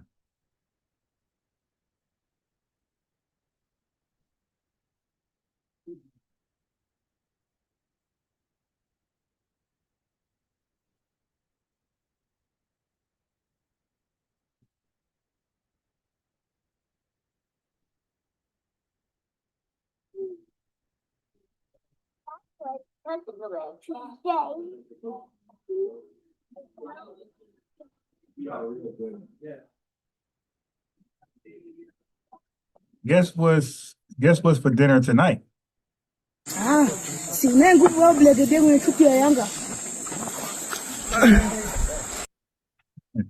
But so look what's my guy over here. But they'll claim this ain't okay. Stop, bro.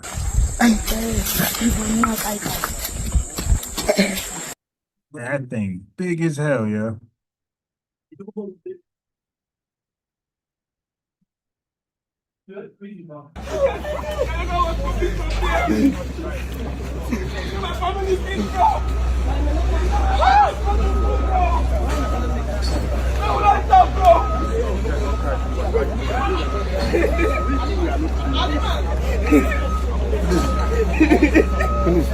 You see what color that cop is? That cop is a Nigerian.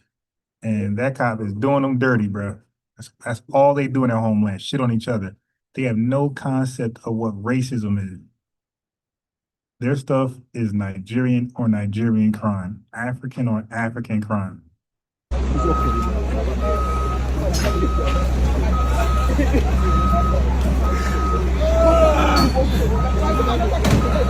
Madam, mommy, you are not a big now. Oh, Jesus!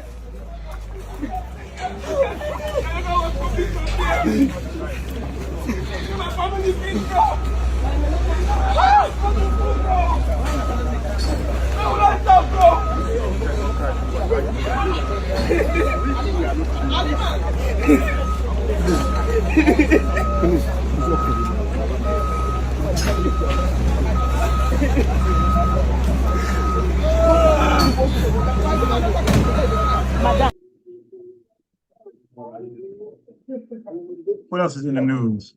Is an incredibly materialistic society.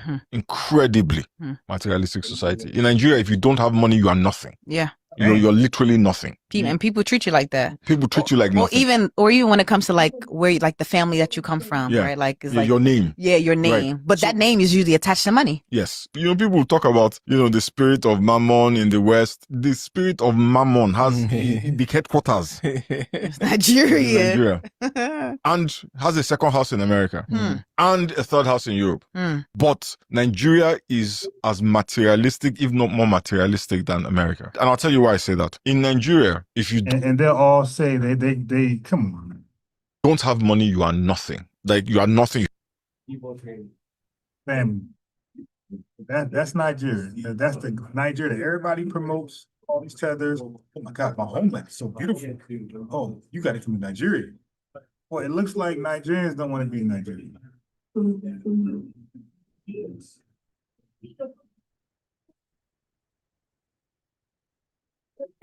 Hi. I'm from Russia. Hi, how are you?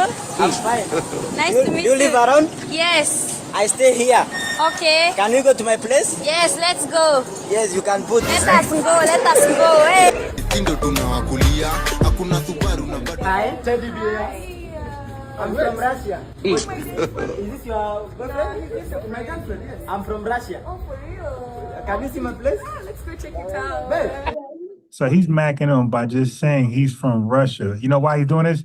Because a Russian man had actually did this. So like they're like mocking these tethers. So I'm gonna show that video. There's a white Russian man that went to a mall in Nigeria and just seen a Nigerian tethered woman and was like, "Hey, what's going on with you?" And blah blah blah. He said, "Hey man, you wanna come to my place? I'm from Russia."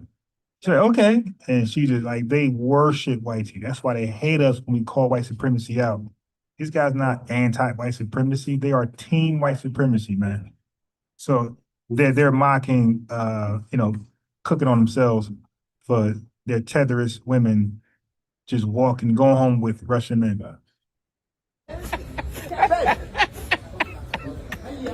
brother as before. This is where I live. Look at my house. Oh my Come, God. All right. Excellent.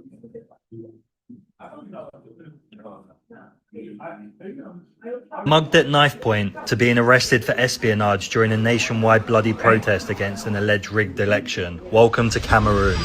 Harry and I were walking through a market in Nubel, which is the most dangerous part of Douala, where a crowd formed and they tried to rob us at knife point. A giant altercation took place where they stole Harry's sunglasses and a man came at me with a knife. I kicked him to the ground and Harry and I got split up. I fled with people chasing me. They were shouting at the people ahead to stop me and someone proceeded to throw a live chicken at me.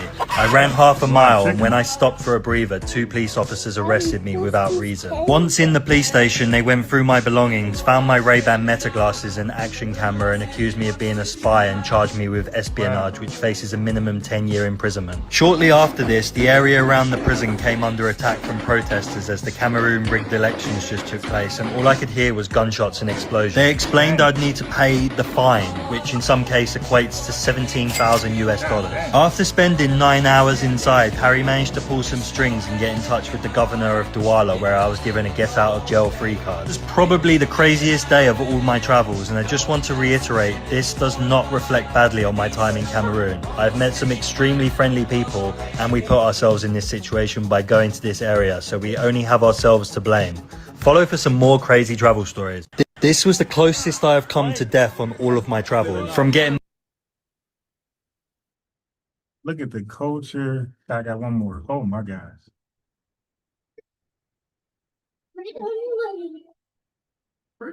Got one more. Let me get rid of these.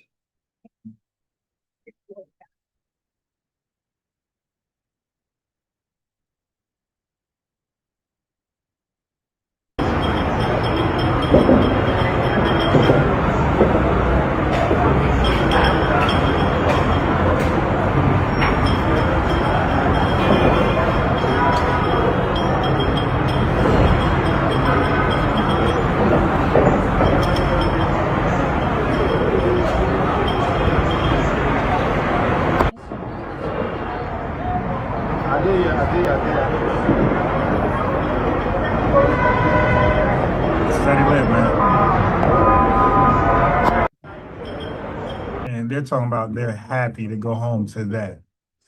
Like, who do you think you're talking to?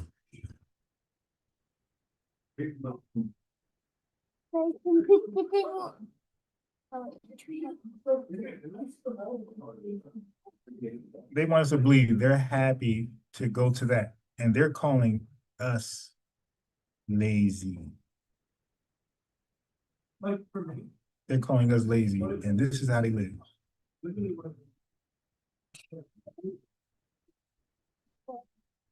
I got some more.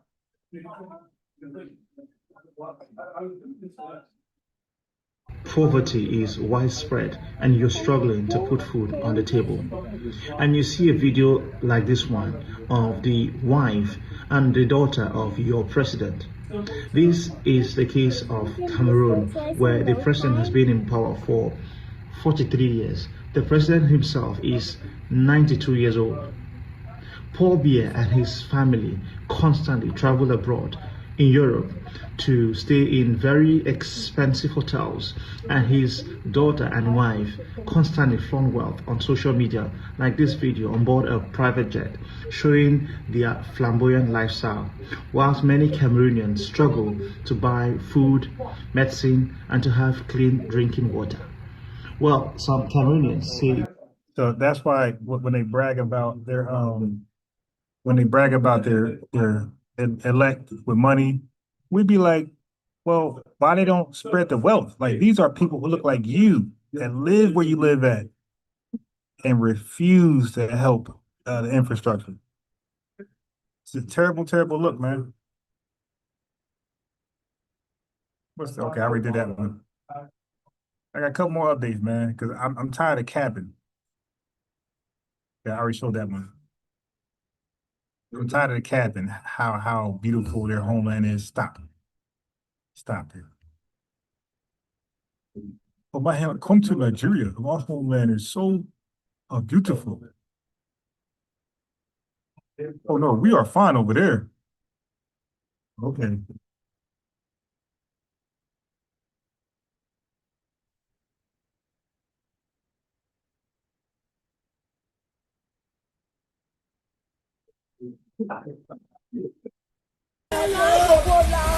This dude driving through a damn flood.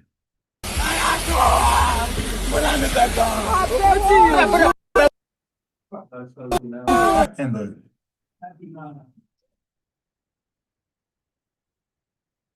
Oh my God!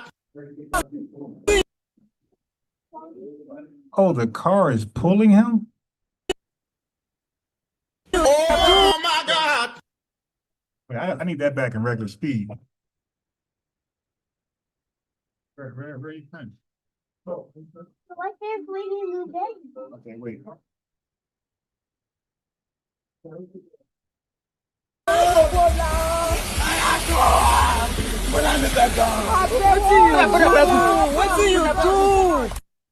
Oh, they got the guy tied. He got his hands tied behind his back. Damn, they got the guy hands tied behind his back, yo. Sheesh. Got a few more updates. And they say that we're jealous of them. We are jealous of this foolishness.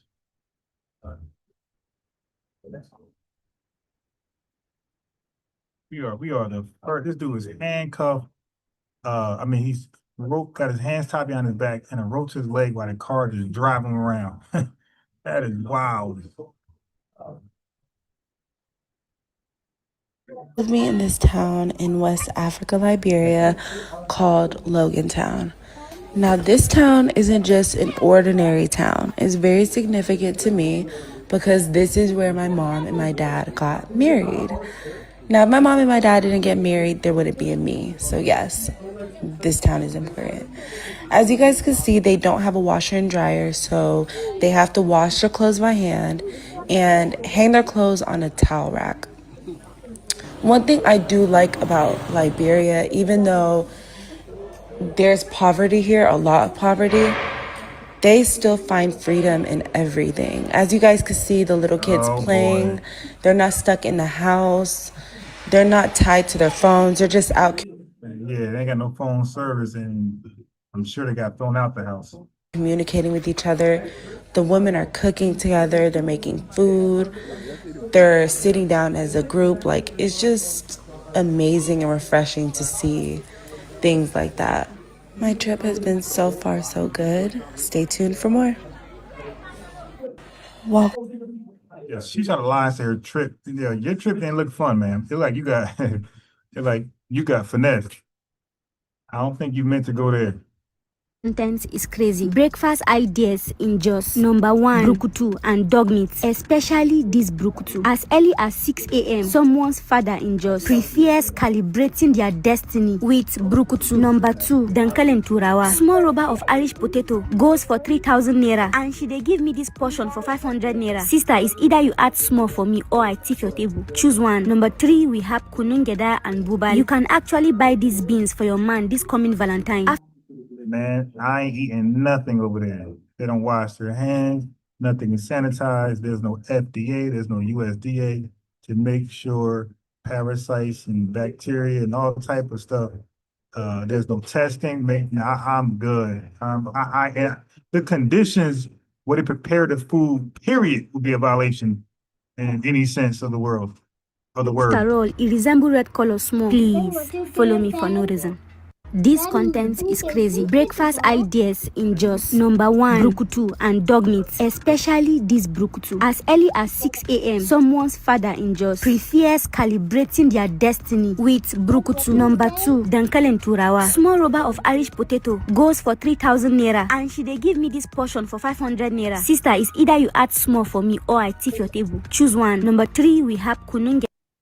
I'm not choosing nothing. I choose to not choose at all. Okay, I'd rather eat what I eat over here in America. Her name is Kizma Ali Omar. She's only 22 years old. They tied her elbows together behind her back, and lifted her up. This method is not only painful, but it dislocates your shoulders. And the RSF soldier who did this in Sudan even showed his face while filming his own war crime. And after this incident, sadly, they took her life. She was only 22 years old. There are many crimes against women by the RSF soldiers. It has gotten so bad and scary for them that not long ago, 130 women took their own lives together rather than let the military take them too. Mainstream Zio media is not going to play this either. The G-side and slavery in Sudan and elsewhere. Viewer discretion advised. Cubans, you get it too, man. Many black Miamians view the sudden in-migration of Cubans with bitter irony. Black Miamians watched as Cuban exiles were given assistance, aid, and money that native-born black Americans never received. Uh-oh, I think I got a video talking about that. You heard that, right? The Cubans get aid and assistance that black Americans do not receive. Blacks began to feel that the Cuban migration and the federal government's attention to Cuban needs blunted demands that blacks were making during the 1960s civil rights struggle. Jesse McCrary is an attorney in Miami. At 34, McCrary has had a fast-moving career. He's been an assistant state's attorney general and for a time sat as one of Florida's federal court judges. McCrary likes to remember that he is one of few blacks that is able to maintain offices on Miami's Biscayne Boulevard. We asked McCrary what he thought the Cuban immigration means to blacks in Miami. Well, one, Tony, it means that economically, when you look at what the Cubans have done in terms of their economics versus what blacks have done, it means that we are once again at the bottom of the barrel. There are no predominantly black financial institutions in this county. Some people would say that, even though there is a bank here with a number of blacks on the board of directors, but when you look at the control of the bank, where the major portion of the stock is held, it's held by white Miamians. Contrasting that, you have Cubans who have a bank that reportedly is one of the fastest growing banks in the country. Now, that poses a problem because I believe that the whole strength of any community happens to be what kind of financial institutions do you have? Is there an institution that can make a loan to a man who wants to go in business? Is there an institution that is sympathetic to a man who wants to build a house? Is there an institution where he can borrow money to send his children to school? Now, if you don't have those kinds of institutions, then certainly when other people have them, that is white Miami, Cuban Miami, and then black Miami does not have it, it certainly puts them in a pretty poor position, I think. Many black Miamians view the sudden in-migration of Cubans with bitter irony. Black Miamians watched as Cuban exiles were given assistance, aid, and money that native-born black Americans never received. Some blacks began... All right, so don't tell us nothing, man.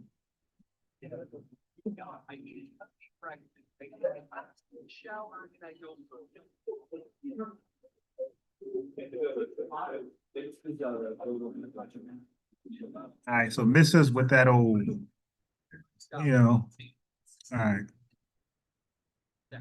Let's go right here, because this was interesting. Yes, sir.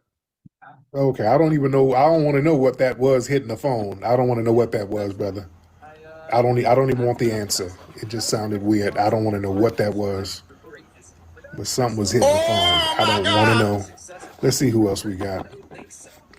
Okay, because there's a lot of weird noises that sounded abnormal going on over there, brother. Nigga. Let's get Dez Cope in the building. What's up, Dez? What's happening? How you doing, Dez? I'm doing good, man. I'm good, my man. So what's on your mind, Dez? Nah, man. Yeah, man. I hate goddamn bushmeat barrister with the goddamn passion, bro. What the fuck that nigga? Every time So it's all our ancestors in the plot, and they've been there since the 1700s. But the AME Zion Church came in and put African American made it a sacred burial ground, put African American. When FBA goes through, how do we change that? Yeah, we can change that. That's what they used to do in the early night. Thank you for the call. Let me tell you something. I talked about this before. Right around the time of the American Revolution, some of the northern black people wanted to emulate the white revolutionaries here and identify as a nation state or a landmass. So they started using the term African 1770s. That's the first time we started identifying as African. It was some black people in the north. And they started naming churches, the African Methodist Episcopal Church and the African Lodge for the Masons and all that. And then there was pushback from the black masses saying, hey, we need to cut that African stuff out. Black people had a big mass movement to stop using the word African because, hey, we're not African. We are from here.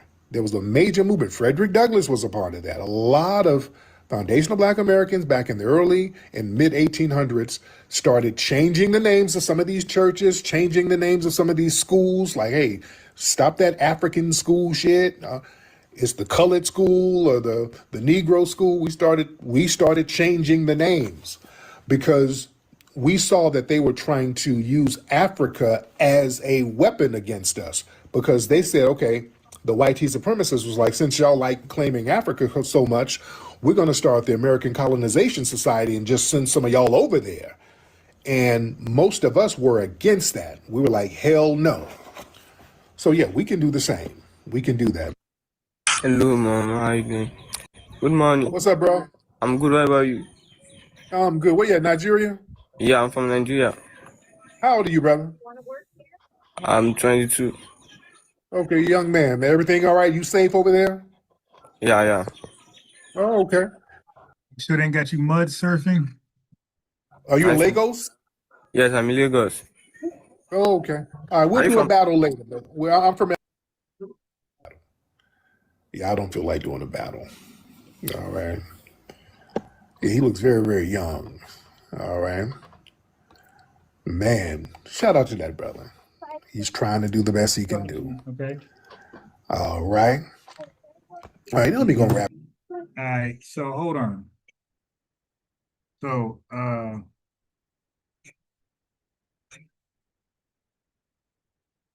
So yesterday I showed Dr. Ancient Mama Mayat. Oh, you know what I'm gonna do? You know what I'm gonna do? Hold on. Oh my God. All right. So they were reviewing Tone Talks, cooking on Jesse Jackson, all facts. You know, he was going in on African American, why he brought it to us, the agenda, all that type of stuff. And Dr. Ancient Mama Maya and Agent Uncle Ruckus Unc both were trying to clown him. And nothing he said was wrong. Everything he said, what we say. You dig? We said, you know, I mean, it's just a fact. Everything he went in on about the term Jesse Jackson, the term African American through Jesse Jackson was all facts. You dig? So they were trying to clown him. They were trying to clown him. So take a look.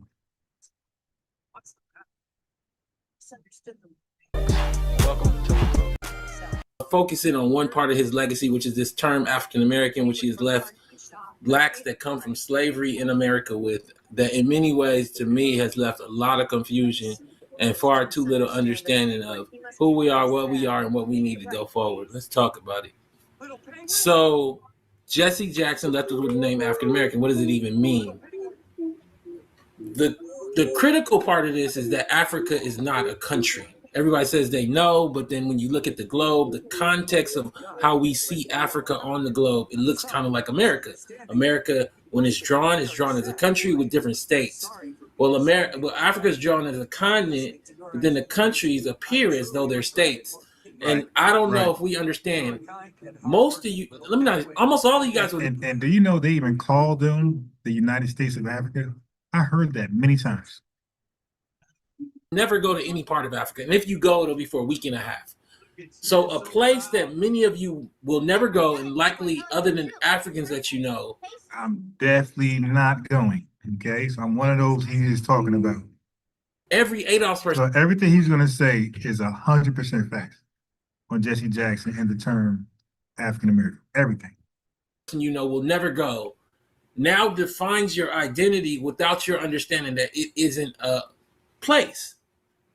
It's literally not a cohesive place. And we're going to go through that today in the discussion because it's so divisive that it's purposely divided because the people don't want it to be a unified place and they don't even see it that way.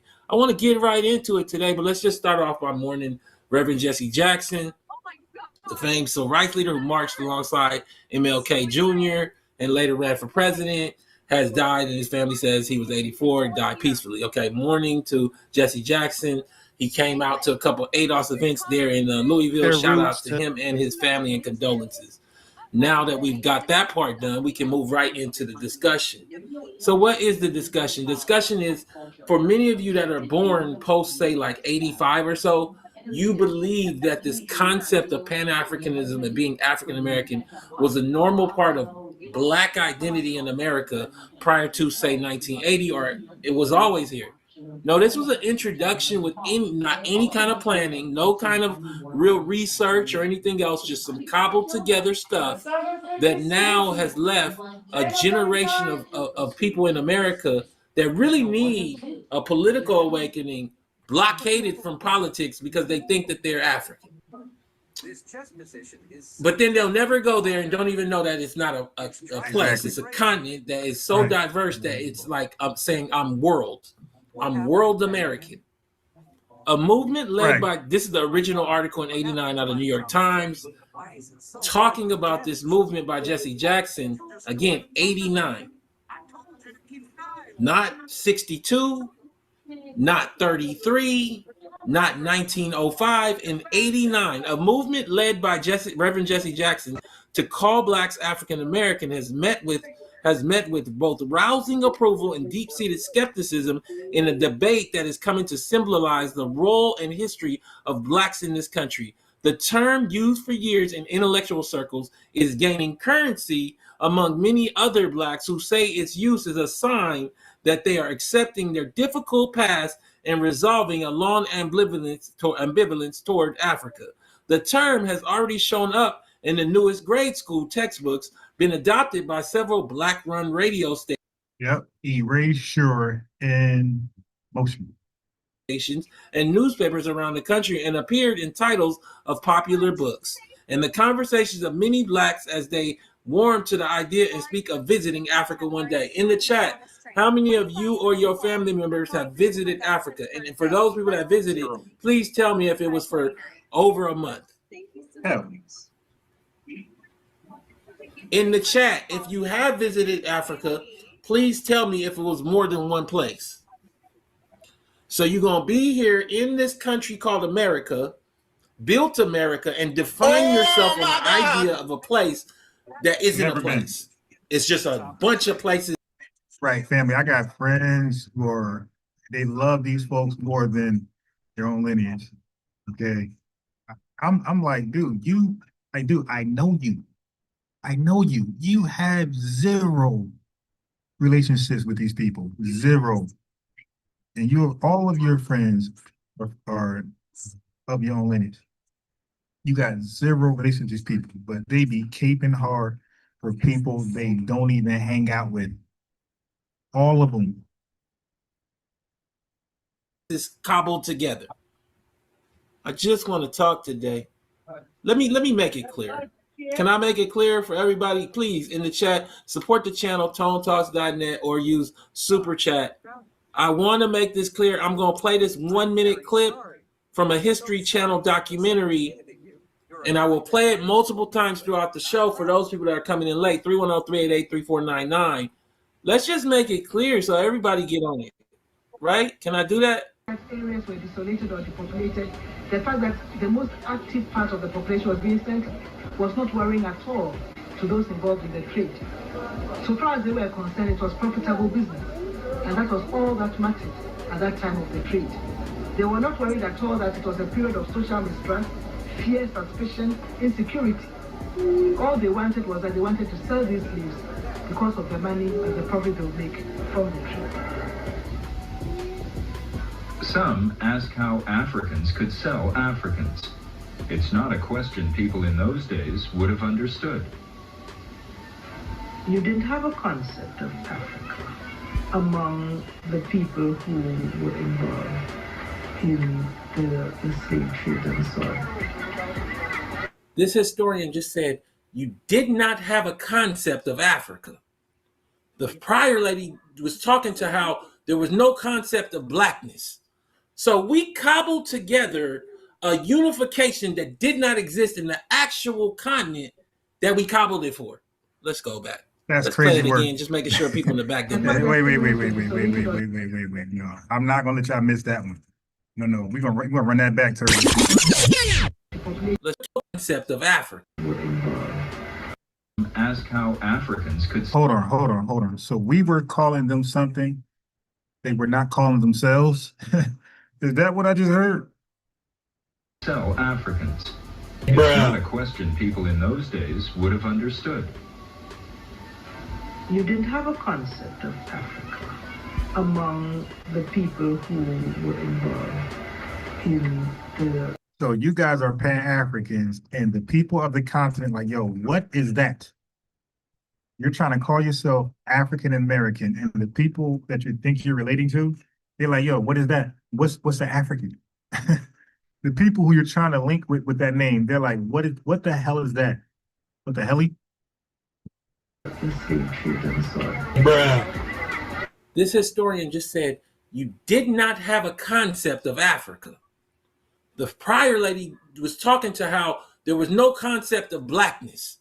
So we cobbled together a unification that did not exist in the actual continent that we cobbled it for. Let's go back. Let's play it again, just making sure people in the back get it. The fact that areas were desolated or depopulated, the fact that the most active part of the population was being sent was not worrying at all to those involved in the trade. So far as they were concerned, it was profitable business. And that was all that mattered at that time of the trade. They were not worried at all that it was a period of social mistrust, fear, suspicion, insecurity. All they wanted was that they wanted to sell these slaves because of the money and the profit they would make from the trade. Some ask how Africans could sell Africans. It's not a question people in those days would have understood. You didn't have a concept of Africa among the people who were involved in the slave trade and so on. The issue of being black was not an issue. I mean, the issue about being black or being white has become an issue precisely for a number of historical reasons. And one of the main historical reasons has to do with the inequality that has come about because of the slave trade. The inequality that has come about because of the slave trade that was created in part by Africans in Africa that sold us here has created the concept of black and white that is most anchored here in America. And we're going to then redefine our identity in a reaching aspiration of a fantastical version, a Wakandization of Africa. Family, I think I've been the loudest voice on that. Like, wait a minute. Like when Africans play that, oh, we all been colonizing. No, you've been colonized, we've been enslaved, but hold up, it's your fault. It's your fault that we are even delineating. You dig? It's your fault we've been enslaved. It's your fault you've been colonized. It's your fault there's a big, bad white tea man right now ruling the earth, the world. It's your fault. You created the biggest drain game in human trafficking and known human history. You gave white tea man 15 million of us to do free labor for them for 400 years, build their economies, build their armies, technology, science. 400 years they had with us. And then they came back and kicked your ass.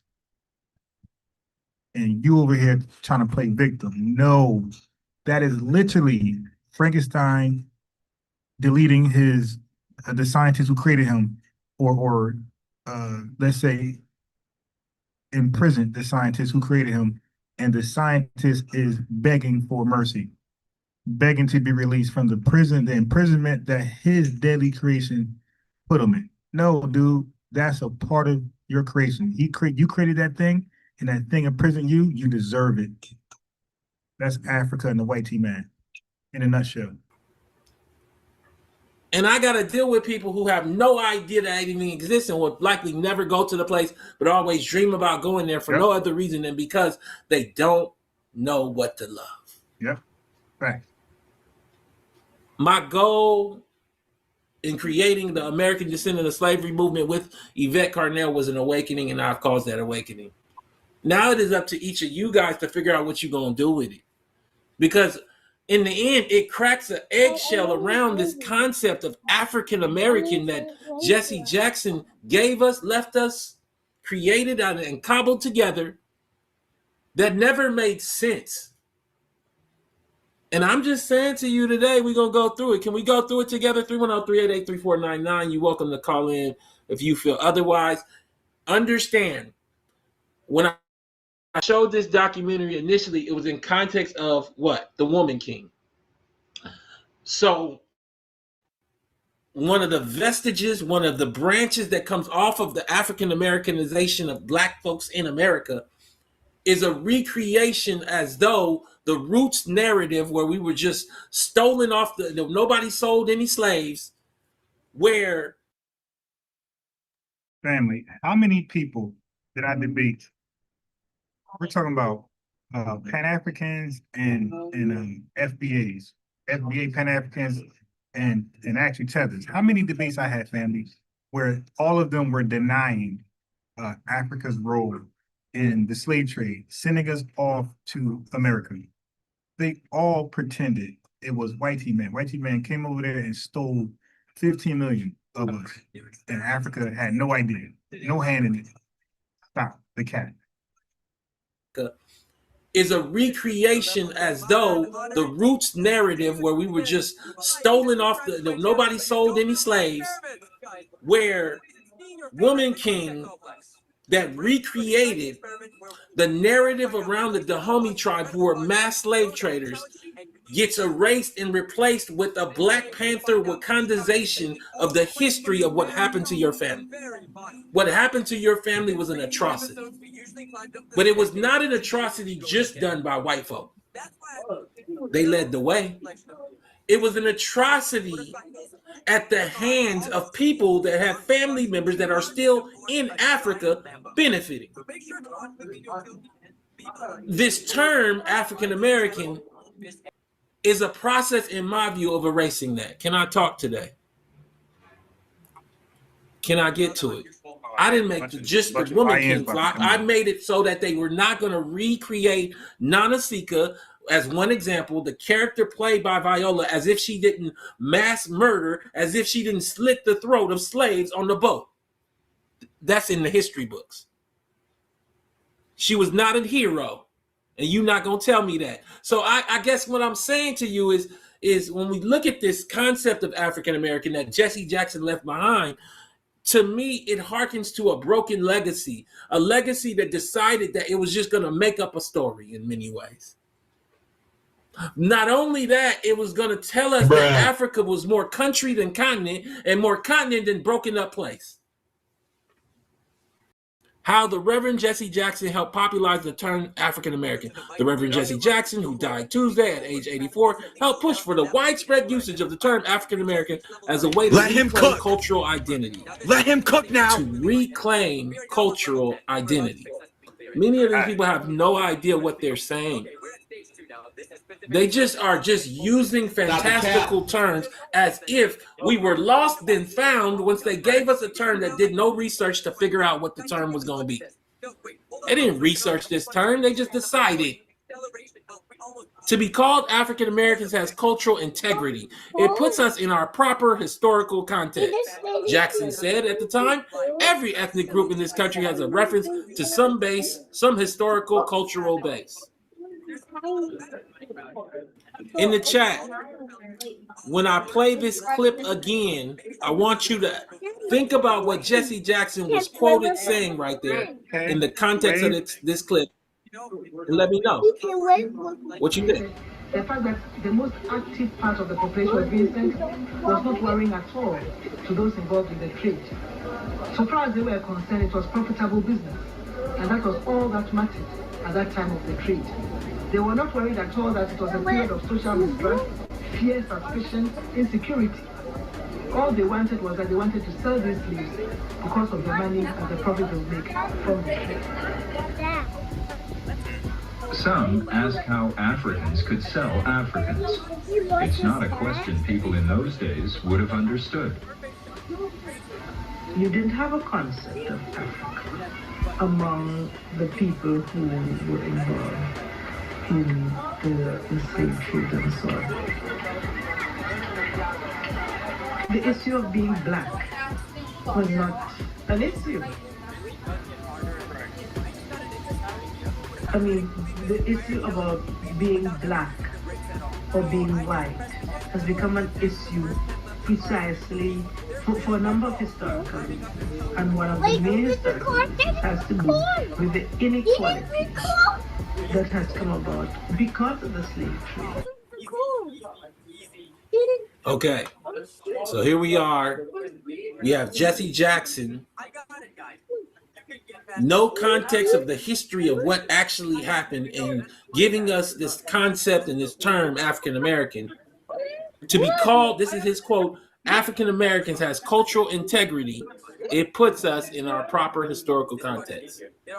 After watching just that clip, and you can go watch the whole documentary for yourself. I have clips of it. They make it really hard to find because they don't really want us doing that kind of research. When I say they, YouTube, Twitter, the internet, this documentary goes deep into how barbaric the slave trade was and how it was an agreement between African kings and white slave traders to sell off mass numbers for large decades, if not 100 years, to white slave traders, while African slave traders put their sons and daughters on boats to go school in London. So they would have their children on the top of the boat, black children of the African slave trader, and the slaves on the bottom, going to London to live with the family, a white family there, involved in that slave trading while they schooled. I'm just here. I think that one of the things we have to get honest with is that we have this term. Many of us use it as a term because it's been given to us, and this is what people know. But behind that knowing is something that needs to be uncovered to show the level of confusion and chaos that has been buried into the Black American descendant of slavery experience, and why it's so hard to talk to your family, to talk to your friends. They have unhinged them. They have taken away their roots and gave them a potted plant that's made of fantasy. I just want to talk today. I just want to get to it. People are getting confused with having somebody on the continent. Somebody said they got riders on the continent. We're not talking about whether they have riders on the continent. We're talking about the fact that it is a continent and you're referring to it as if it's a country and don't even know.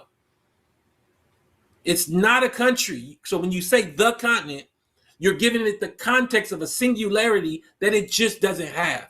Let me give you an example. I was going to use this at the end, but I'll use it right now. Africa is not a single country or a uniform place, but the world's second largest, most diverse continent, comprising 54 distinct nations. If we add Wakanda and Zamunda from Coming to America and the Black Panther movie, we got 56. Those might as well be real places for blacks in America. Over 2,000 languages and 1.4 billion people. It features vast cultural, political, and economic differences, pushing back against stereotypes of a single, impoverished, dangerous region. Okay. So here we are. We got one of Jesse Jackson's largest legacies being this African-American term, and I just wanted to give it context by showing you that they weren't using that term in Africa. By showing you that this is a continent, not a country, and then having you stop with the whole thing, I know it's the continent, while you talk to me as if it's a country. And you don't even know you're doing that. I'm not going to keep you too long. I'm going to keep you short. Again, 310-388-3499. I'm coming a little early, so I know people are at work. This is an article that came out some years ago, written by a Kenyan woman. Now, in that article, she had an honesty that she didn't even know she was touching on, that showed this concept of Africa as a place, or even as an identifier, is something that we project outward that they don't use inward. When I say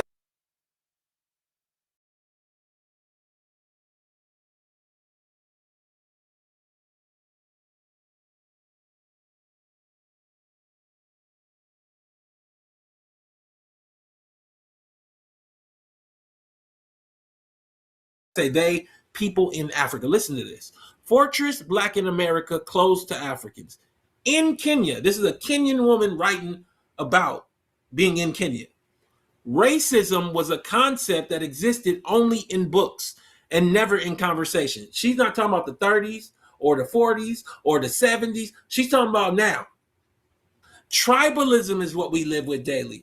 Our identity was and still is ingrained in ethnicity, not in skin color. So then they're not defining themselves as being even black. So they're not African and they're not black. They're their tribal identity. In what world does it make sense to collectively take these people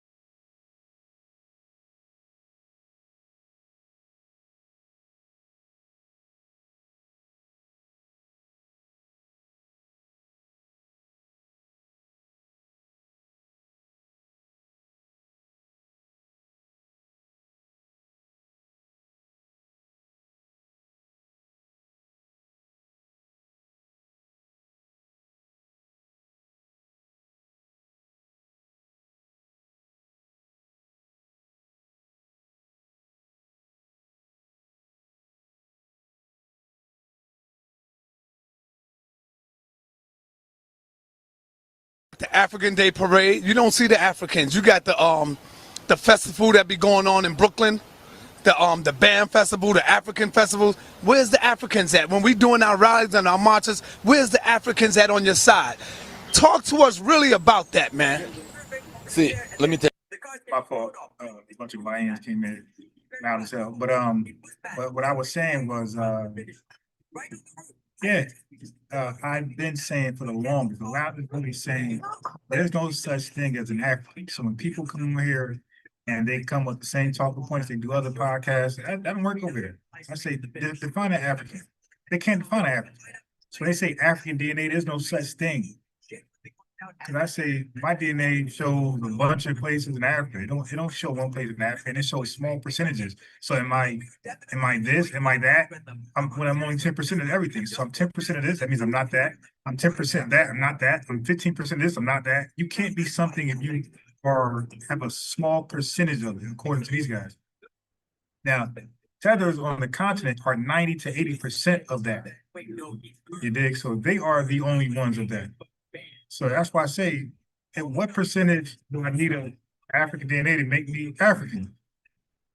Because hypothetically, if I got 10% African DNA and like 90% Native American or European, am I still African, or am I the 90%, 80%? So, like the logic when they use DNA tests to make you African, it falls apart when you ask the right questions. They all fumble. They all fumble within the questioning. So I've been saying nobody's African, not even them. There's no such thing as African. That's a made-up thing. Nobody's African. I told my friend that earlier today, and somehow the phone signal dropped. And my phone right now ain't working. You know. But what I was saying was, dude, nobody's African. Nobody calls themselves African anything. Cameroon people call themselves Cameroon. Now, I'm sure there's a tribe attached to that.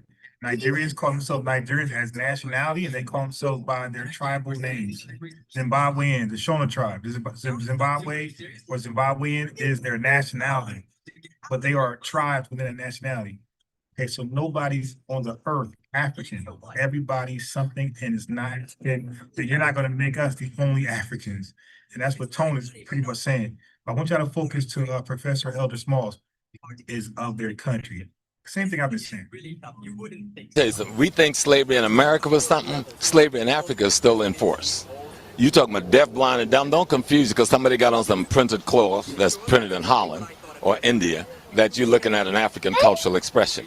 That's not an African cultural expression. That cloth was printed in a European country and then sold to Africans, and they've accepted that as their cloth. You understand what I'm saying? Just that piece. Now, they do speak the language, but they know less about their history than you and I do. So you've got a deaf, blind, dumb, backwards person speaking an African language, coming from the African country. Yes, Elder Professor Small said deaf, dumb, blind, backwards, deaf, dumb, blind, backwards African. But they'll, if we say that, we're divisive, but he's Mr. King Pan-African. Came here to be a parasite. He said they came here to be a parasite. We say tether, he says parasite. What's the difference? Which one is actually worse? Is it worse to call somebody a parasite or a tether? When we say tether, we're xenophobic, we are divisive, we're a hate group. He says parasite, which I believe is worse. And he's Mr. King of the Africans. Eat on and play down because these people are so punked out and scared of the white man. And that's what we say. We say they got smoke for us because they are on team white zaddy. Now listen to what he's saying. They are not Africans. I've been saying that for the longest. Listen. That they feel because they're scared of the white man, they got to be against us. In the 60s, when you couldn't defeat us with the vote, we defeated you. You couldn't defeat us with a lot of the legalisms that came into labor laws that said you had to give us employment. So the way you defeated us said we're going to bring another employable population in the country that's not going to ask for those labor. So basically, he's doubling down on how they're parasites. He's saying that America couldn't deal with the vote, white America, white supremacist America. And so he's saying, okay, so they had another plan, and that was to invite a bunch of backwards, what do you say, deaf, dumb, blind, backwards Africans over here to be parasites. So he's explaining that right now. Labor laws to be enforced. And put your butt on the sideline, put you on the unemployment line. And then we're not going to give you unemployment. That's what happened in America. Big time across America. Our people, brother, or are we our own people now? No, we got to understand two things. We have a race, and then we have an ethnic place. Ethnically, we African Americans. Just like a guy from Africa, he can say he's African, but there's no country called African. He's either Nigerian. What do you say? There's no country called African. He's either Nigerian, Ghanaian. He's either Nigerian, African. Africa, he can say he's African, but there's no country called African. He's either Nigerian, Ghanaian, Malian, or that's his ethnic nation. Family, that's what I've been saying. I said they are not black. Professor Elder Small said they're not African because they are named after the country. And I'm saying with that same frame of logic, they're also not black. They're also still the name of their country. There's no country called African. He's either Nigerian, Ghanaian, Malian, or that's his ethnic nation. Got it? Okay. With 2,000 languages and make them have a uniformity just because you reach it. I just want to talk. I'm just here to talk about it. You don't hear Haitians saying I'm African. You don't hear the Jamaicans saying it. It explains why most Africans experience being called black or African for the first time when they come to America. Neither black nor African are conscious identity markers for Africans in Africa. One is Tatia, Igbo, Shona. So any jokes or reference to racism in black American sitcoms flew right over our head. And let me see. Let me make sure I miss anything. Okay. And so thank you. I believe you guys been liking the video. Some of you guys had supported the Cash App that's pinned to the top right. Thank you very much. And let's go. Let's finish cooking. That's really good because the bigger the bar, the harder it is. I got to get it all out all the way now. My phone just conked out on me. I can't go to stores until tomorrow. By the time I'm done with this, store's gonna be closed. So I can't go to stores till tomorrow to get my backup phone. So I gotta get as much in as I can now. Because once I end this live, I can't, pick up my phone. It's over until tomorrow. I mean, I don't even know what we did here. I just know that a lot of people got really confused. Miss D, 6 Women Sports said, but they come here and claim black because they have melanin. Now they say black African. Great, exactly. Listen, there's no such thing as a black African. There's no such thing as a black Nigerian. Okay, they're just exactly what they always call themselves. Okay, so they're just always what they ever called themselves. Okay, and black was not one of it, and African was not one of those choices. So keep that energy. And by the way, you can't join black. Black is an ethnonym of an ethnic group in America that had a particular unique ethnogenesis. Black is inherited, okay, in America via U.S. chattel slavery. You cannot be black without that type of line, that type of lineage and experience. You're not black. You're exactly what your country calls you, your tribe, your kingdom. That's it. You are not black. The work that this man did to give us a term that didn't make no sense, that was built on fantasy, and now we got to live here in this with no wealth, and we can't do politics because everybody's confused and lost, and everybody want to go to a place for a week that's going to define their identity in life for 60 and 70 years.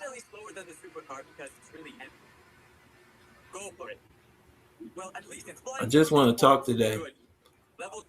So back in 2018, I wrote this piece, African Americans are more than just Africans in America. African American life is defined by the shadow of its brutal domestic history, born to a lineage cast from the iron of slave shackles and outlined in federal housing administration lines pinned with red blood, drained from the native Black American communities over the course of centuries. Black Americans are a people mixed with slave owner and slave who are deliberately shut out of virtually all access to wealth for nearly 400 years. Indeed, as harsh as the above description is, it may in fact understate the extent to which native Black disadvantage provided the raw materials necessary to build the richest country on the world on earth. Native descendants of American slavery or American DOS literally served as the very currency. Hold on. As the very currency that undergirded the early American economy. Skipping down, yet despite all this, recent immigrants from the continent of Africa are striving to create what amounts to a solidarity of sameness with ADOS, one built largely around a narrative which encourages Blacks to view the continent of Africa as a sort of unified country. Let's go back. Let's go back. The woman says, Africans experience being called Black or African for the first time when they come to America. What kind of rigmarole is this? Blackness in America takes people based on brown skin color and pushes them together with ADOS. Daddy, my friend wants for daddy. Africa as a sort of unified country. Let's go back. Let's go back. The woman says, Africans experience being called Black or African for the first time when they come to America. What kind of rigmarole is this? Blackness in America takes people based on brown skin color and pushes them together with ADOS that should not be seen as similar or connected to us at all. In Kenya, racism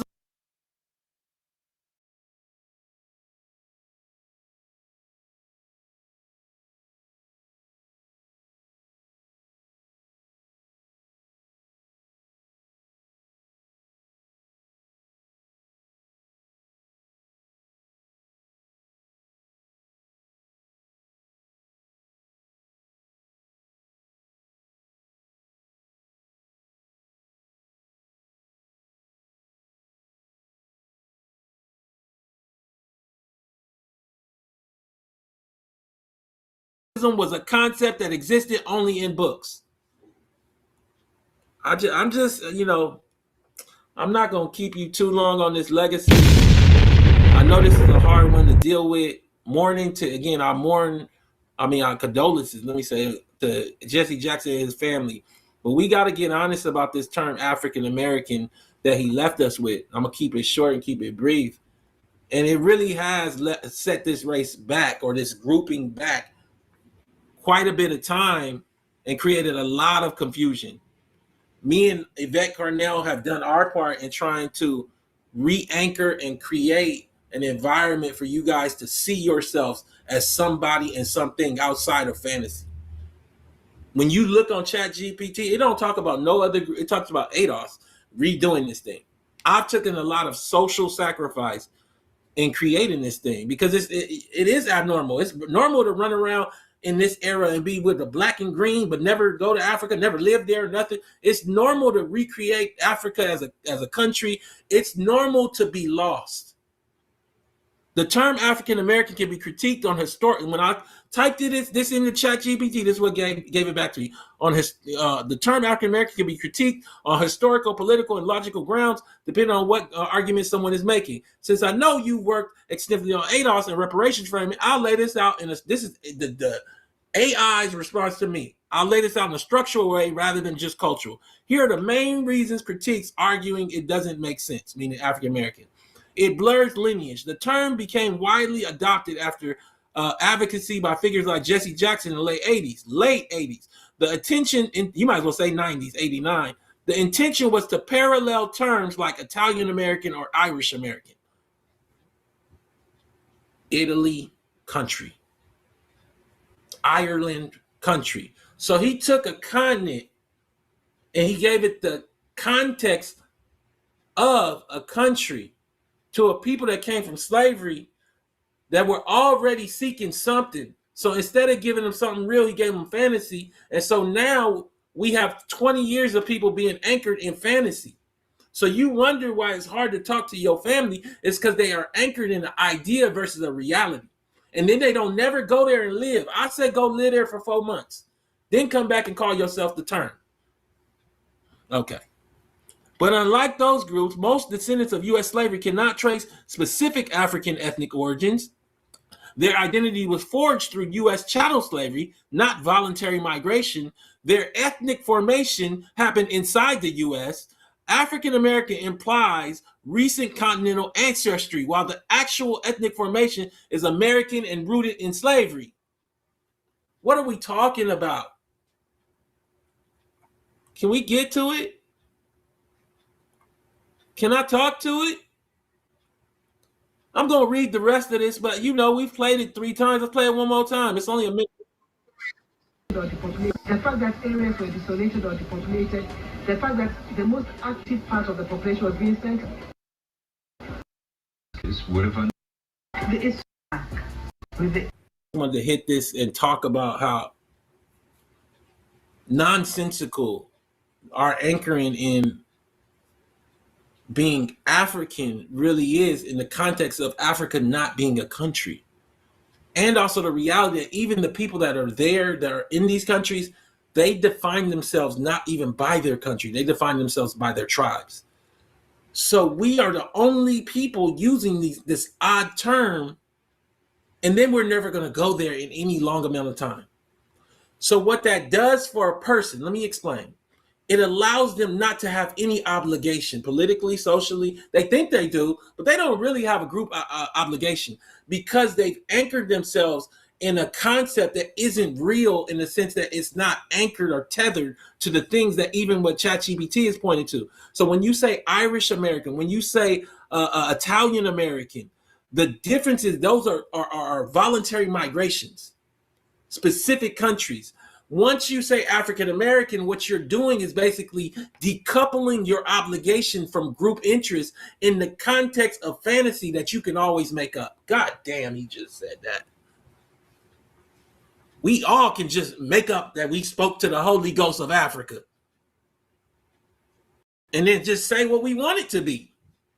Is it not sending money and remitting it to other countries? Is it actually supporting ADOS business? Is it supporting all black business? Is it then to require the groups that we support to say they got to slough off just supporting their own, whether it be Haitian, whether it be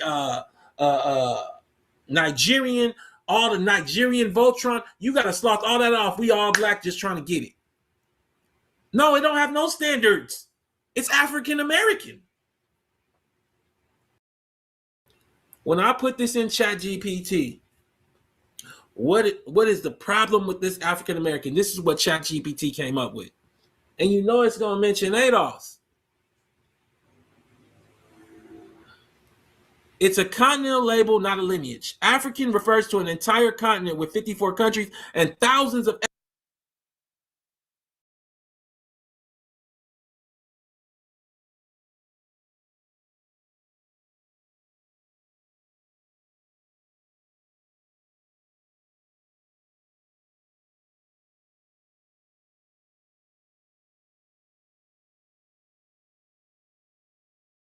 label, not a lineage. African refers he came up with.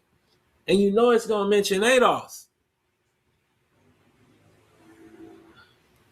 It's a continental label, not a lineage. African refers to an entire continent with 54 countries and thousands of ethnic groups. A Nigerian immigrant and a black person whose ancestors were enslaved in the U.S. are both African in a broad sense, but their historical experiences are very different. Number two, it obscures the history of slavery in the U.S. Descendants of enslaved people were stripped of language, culture, religion, and family names during the American slavery. Their identity was reconstructed inside the United States over 400 years of era. Many argue that this group is a distinct ethnic population formed in America, not simply Africans in America. This is the basis of movements like the ADOS movement. I didn't tell ChatGPT to do that.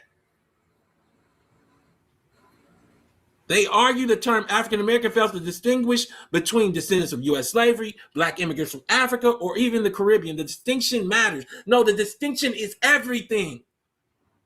If we're not going to talk about that distinction, then I don't want to hear no more reparations. I don't want to hear about your struggles. I don't want to hear about how your great-grandma got mistreated at work. I don't want to hear about your great-great-grandma that got mistreated on the slave plantation. I don't want to hear about none of it. You African American. Can I get to it?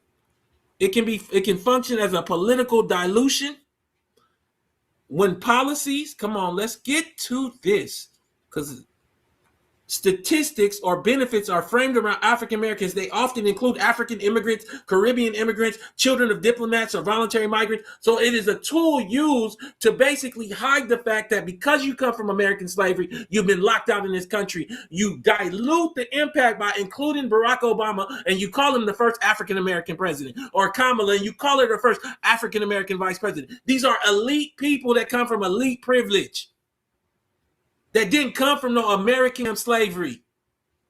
And so now you can't even get the data to show you that if you come from ADOS on them 4 grandparents, you probably locked out. Because you can't get the data because we all African American. It's a master move to create a mass confusion amongst the group that needs to make the most, that has the right to make the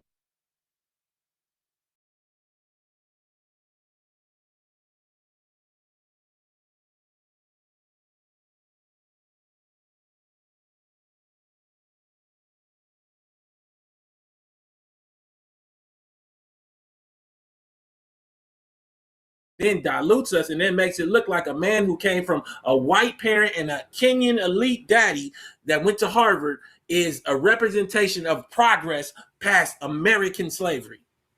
Inherited $500,000 from his white grandma while he was in the office, along with all the gifts that got him to being president, all the private school and everything else. Number 4, it's not used consistently. Other groups are not typically labeled by continent. People from Germany are German American. People from Italy are Italian American. But African Americans refer to a continent, not a country. And most people using the term cannot specifically, they'll never even go there. Let's talk about it. Caller, what's your name? Where are you calling from? 213. Hey, it's North. What up, North? Give me your take on it. 646, call back. Yeah, just calling in support you, of course. With, yes, we understand that.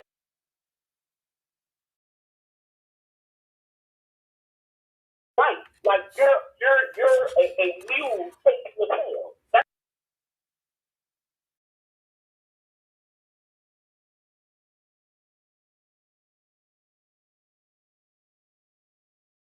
Of South Africa to seek employment in their own country. I'm not saying that. We got black people unemployed. We got black people, ADOS black people, struggling, can't get a job. I'm not saying that part. But we can't even say we're a people because everybody gets frustrated because once we become a people, it becomes clear and that question becomes about, well, then how are our people doing with this kind of black? Any last thing you want to say? I want to get other people in here. Yes. Again, I want everybody to hear me. Full circle moments are not good today. Give me to me. With a place Americans already doesn't see the term African American, which a lot of people didn't want to deal with because then you get chastised. It's not a place. It is a set of very, very. Listen to this. I want to get your thoughts on this because I know nobody knows this. I shared it before years ago on the show, but I'm gonna share it again. Africa's richest man says he needs 35 visas to travel in Africa, way more than a European visitor. So the richest man in Africa has to get 35 visas to travel across Africa. That's because it's not a place. It's not unified, and it isn't something then that you connect a unified term around called African. Even crazy, Africa's wealthiest man has African. the trouble That's traveling crazy. his own continent. Despite doing business in multiple countries, Nigerian-born Aliko Dano complains he faces far more hurdles crossing across Africa than visitors with European passports ever do. As an investor, understand the other part of this. They've made it easier for outsiders to travel across Africa than Africans themselves. That's crazy. Quote unquote Africans. As an investor, as someone who wants to make Africa great, I have to apply for 35 different visas on my passport. I really don't have the time to go and drop off my passport in embassies to get a visa, he said, to laughter from the audience. The 67-year-old entrepreneur's visa woes have reignited a fresh firestorm about the frustrations of traveling within Africa for Africans. We combine that with the jobs for South Africans first. This is inside of South Africa today. Give me your take on both those articles. Wow. And he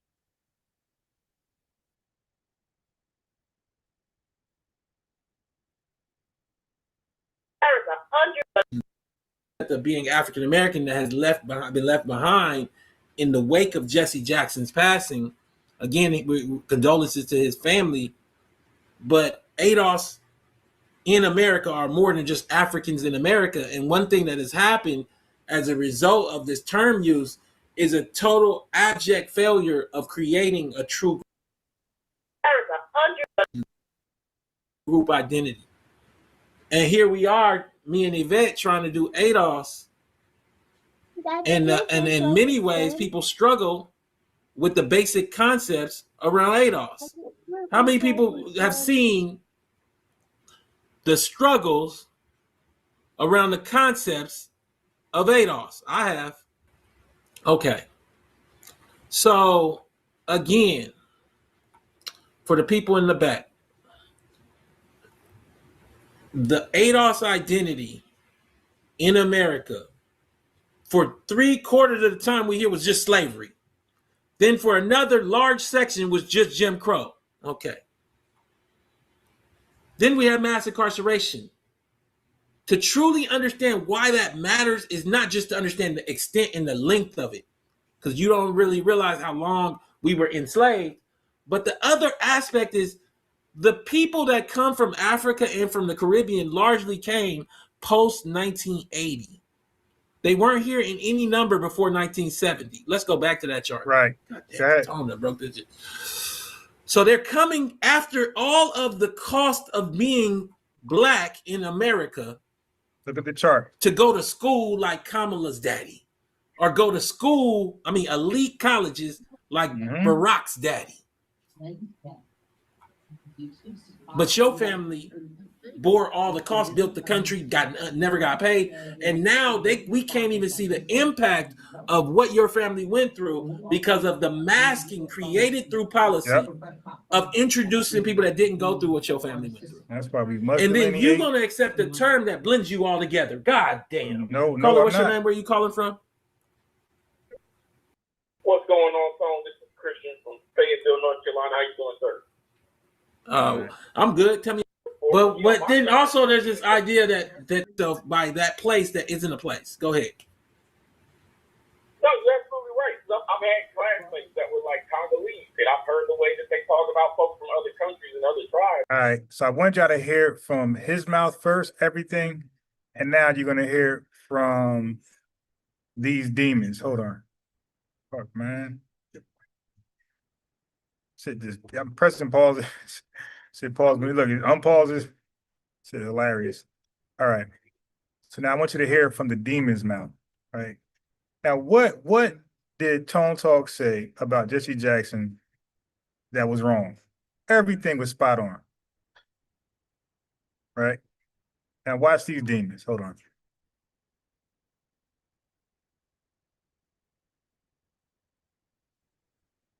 You demons.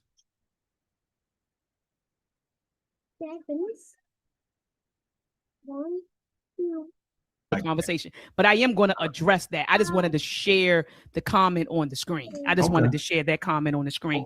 So there was a brother by the name of Antonio Moore. He's a lawyer. And let me make sure that I share my audio, family. Let me make sure I share my audio, family. Yeah, somebody ain't going to derail that. Yeah, they do all that stuff and won't pull up in your face, though. See, you know I am. You know I like to fight anyway, Unc. I like to fight. I bet you do. I'm not going to fight you in the chat. You want to fight in the chat? Here's the link. Pull up. And one thing I am going to say. Well, no. You, hey, no, you don't pull up. I don't make me share the emails. This woman promised me over and over she's going to pull up on my panel. The bottom guy, that agent guy at the bottom, convinced her not to do it because she was going to contradict herself, expose herself. Because I was going to hold her to. Aren't you still ADOS? Aren't you still Freedmen? Like you said you were? Don't you believe throw African? Hold on. Is it still there? Let's not forget her belief. Okay, hold on. A broad cultural, ethnic, and racial identity in the U.S. Okay, no matter where you come from. You classified as comes from, right? Caribbean and Washington. So I want y'all to hear her original position before she got bought out and became super agent. I want to interject really quickly, Unc. This is why when you and I talk, I say, Unc, you don't think we should throw the term African American away? No, we should throw it away. I say, Unc, it is not specific to our lineage here in America. It's not specific to our lineage here in America. Anybody that comes over here who's a descendant who is of African descent can claim to be an African American. This is why I said I do believe that we should have a name that is specifically for us, that other Black immigrants cannot come into the country and hijack. And I do believe that we should have a name that was her original position, family. That other Black immigrants cannot come into the country and hijack. And you were like, no, African American, they know who's who, and they, you went through all that. But in your slide, these two bullets talk about exactly what I was arguing on the telephone. But please continue. Did you change your position? No, I didn't. I'm still in the same. No, of course not. I'm still A. I'm rolling with Freedmen. No, I'm not rolling with Freedmen. I'm rolling with Freedmen in specific cases, right? If need be. That's what I said. I said that on the phone. Because African American course is our course. So, family, that was her original position. She's rolling with Freedmen, throw African American in the garbage. Exactly what we say. Okay, we say we're descendants of Freedmen, we're Freedmen, and throw African American in the garbage because it includes people, let them hijack, become parasites, elder prophet, Professor James words, tethering. Okay, and now look at her position now. Straight 180. And that's why we say these folks are paid or paid, free, whatever, but they're agents. And I did say I ain't gonna let nobody derail it, but I do want to say this. I'm gonna say this: no one is going to ever bully what I do, who I talk to, what I do, what I subscribe to, what I call myself. You don't control me. You don't control me, and I want you to understand that. No one will dictate my moves. I control me. I want to get that straight. I want that. Okay, right? Yeah. Anyway, Antonio Moore, this brother. He's the brother that helped to found ADOS with Yvette Carnell.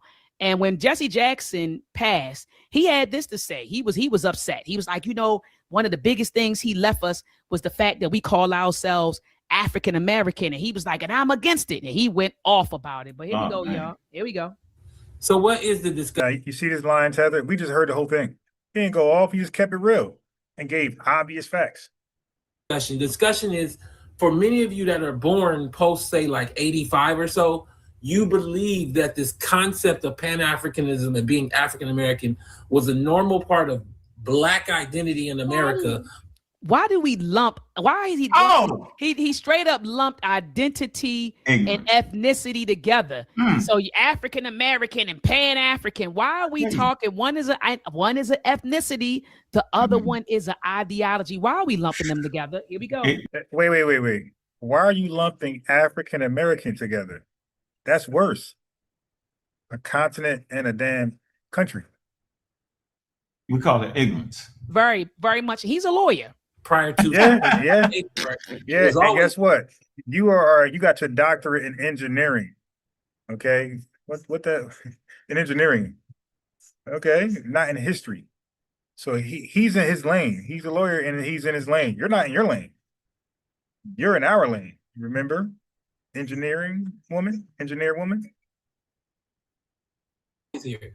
No, this was an introduction. Not any kind of planning, no kind of real research or anything else, just some cobbled together stuff that now has left a generation of people in America that really need a political awakening, blockaded from politics because they think that they're African. We don't think we African, Brother Ankh, because you subscribe to, because you call yourself American. That means you think you African? No, call yourself American means you know you are foundational to this country. See, she's changing his words. She's a demon. Back. This speaks to your point earlier when you were saying that people think because you say I'm African American, did you somehow think you a continental African? And that's not true at all. But here we go. You do, because even you said she had family. You see how she went backwards? She even agreed to throw African American in the garbage. Now she's going backwards because her boss, her boss right there, King agent, has convinced her otherwise. Now she's going back on what she earlier said. All right, hold on. Why?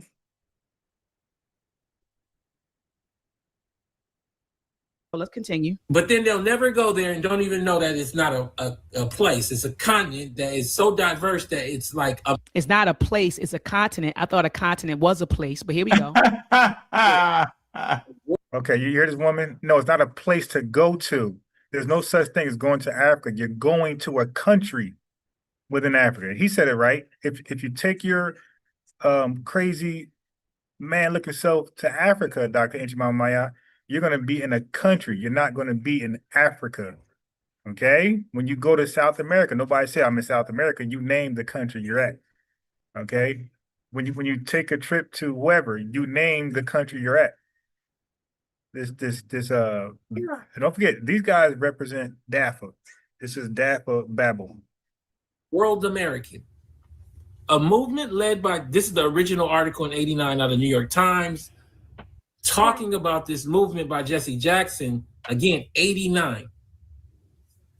Not 62, not 33, not 1905, in '89. A movement led by Reverend Jesse Jackson to call Blacks African American has met with both rousing approval and deep-seated skepticism in a debate that is coming to symbolize the role and history of Blacks in this country. The term used for years in intellectual circles is gaining currency among many other Blacks who say its use is a sign that they are accepting their difficult past and resolving a long ambivalence toward Africa. The term has already shown up in the newest grade school textbooks, been adopted by several Black-run radio stations and newspapers around the country, and appeared in titles of popular books. And the conversations of many Blacks as they warm to the idea and speak of visiting Africa one day. In the chat, how many of you or your family members have visited Africa? And for those people that visited, please tell me if it was for over. So we had to visit Africa, Brother Ankh, in order to, I guess, big up or to recognize that our ancestry comes from Africa. We actually have to go there. That's what he's saying. That's what he's saying. No, he did not say that. He said you are, you think you are that. Okay? And he's saying you guys who think you're that, you won't even go live there. So it's like it's both sides wilding out. Trying to, he's stupid. I don't want to hear nothing he got to say. And just he's straight stupid. So you're gonna be here in this country called America, built America, and define yourself on the idea of a place. He said nothing wrong. That isn't a place. It's just a bunch of places cobbled together. There's a place that hold on. I just want to talk to Is it me? It isn't a place, but it's a bunch of places. Right. He said it's not a place, but it's a bunch of places cobbled together. You can't make this stuff up. And you know, I listen to people. I said, listen. You know words. Yeah, I'm listening to him. Okay. I know what he's saying. I know what he's saying, Doc. But go ahead. No. Not you. This is all Oswald Bates. We don't. That's plebiscite battle. When he talk, it's plebiscite battle. I want to make this clear. I'm going to play this 1 exactly minute what clip he said from a History Channel documentary, and I will play it multiple times throughout the show for those people that are coming in late. 310-388-3499. Let's just make it clear so everybody get on it. Right? Can I do that? Areas were desolated or depopulated. The fact that the most active part of the population was being sent was not worrying at all to those involved in the trade. So that part we heard. Listen how she switched positions. Family, she switched up. Was talking to how speaking to the point why you shouldn't be saying what you're saying. And yeah, we know he's dumb. We don't listen to this guy at all. It was a business. You know, it wasn't no concept. It's part of their system. It's part of their social cultural system. You have to get into the intricacies. Man, you can't even say it. Man, shut the hell up, illiterate. You know, Wakandization of Africa. Being black or being white has become an issue precisely. Let me get through this one. For a number of historical reasons. And one of the main historical reasons has to do with the inequality that has come about because of the slave trade. The inequality that has come about because of the slave trade that was created in part by Africans in Africa that sold us here has created the concept of black and white that is most anchored here in America. And we're going to then redefine our identity in a reaching aspiration of a fantastical version, a Wakandization of Africa. And I got to deal with people who have no idea that it even exists and will likely never go to the place, but always dream about going there for no other reason than because they don't know what to love. So he's saying that we're defining ourselves based on a Wakandization of Africa, not understanding that we chose the term Africa, one, because we don't know exactly where we come from in Africa, and then two, because so that's dumb. You don't become the whole entire continent. Nobody did that in Haiti. Nobody did that anywhere other diaspora. You don't know where you come from in Africa, so you had an ethnogenesis and you became a new people where you resided for centuries, okay? And that's what you became. So there's no need to go back and reclaim something you can't ever be. You became something else. That's what an ethnogenesis is. So nobody in this world went back to call themselves after a continent. Everybody who experienced their own ethnogenesis became proud of the new group they became, the new ethnic group.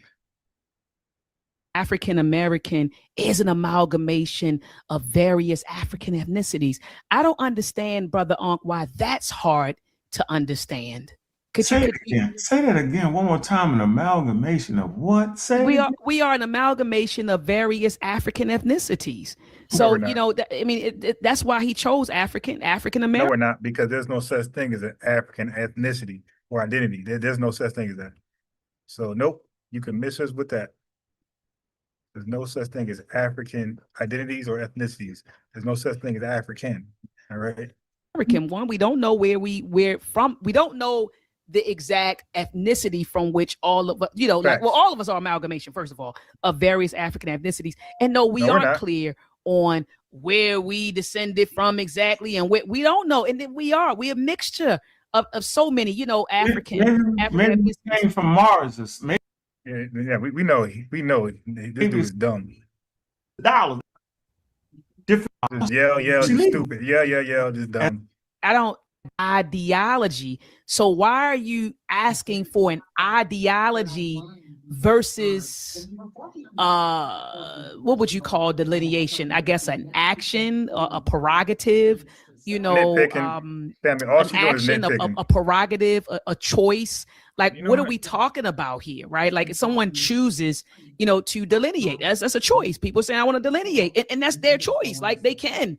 Why is that being put against an actual ideology? FBA delineation is not an actual ideology, right? Like, I'm just trying to understand what are we doing here? You know, again, I think that people have an issue with understanding nationality, ethnicity, and ideology, and understanding that you and I can share the same ethnicity, nationality, and still subscribe to different ideologies. I don't get that. No. We don't want the illiterate guy to talk. No, not you. Anybody but you, my guy. Anybody but you. Shit. I made a big boo-boo. Damn. Okay. Anybody but you. Genesis. Go find the number left. Imagine conversation. So whatever you in this episode say, selves Italian culturally tied that. But I would say I would lean towards. I'm thinking about those Africanisms. You get what I'm saying? Yeah, but I tell you what. That guy, he is really dumb. This is a really dumb guy, and he doesn't sound smart. He sound dumb. He look dumb. Nothing about him gives off intelligence. Nothing. Can't articulate nothing correctly. Mush mouth. Boy, that's all. They don't even talk. The pastor, when we go to talk back to me, we got that call and response thing going on. The way we shout, we start doing our praise dances. They don't do. That's what I mean. When we hold on. But I'm just saying we do it differently. I'm not saying that it's not there. I'm not saying it's not there. But we do it. A lot of Africanisms exist. When you go to the hood, what happens? Somebody died. What we doing? Oh my God! Now Africa is in the United States after 400 years. Like, these are some disgusting agent sellouts to the whole entire ethnic group. Okay, they completely sold out. Now, oh my God. Okay. Concept of African American that Jesse Jackson gave us, left us, created and cobbled together, that never made sense. And I'm just saying to you today, we're gonna go through it. Can we? So he said that ADOS is a political awakening, and it basically, you know, is a challenge to what happened, or undoing of this whole, he calls it an African Americanization. That's what he calls it. So it's the undoing of being African Americanized. And he was saying that it just never made sense in the first place. So ADOS, that's why they created it. It's a political awakening. But hold on. We go through it together. 310-388-3499. You're welcome to call in if you feel otherwise. Understand, when I showed this documentary initially, it was in context of what? The Woman King.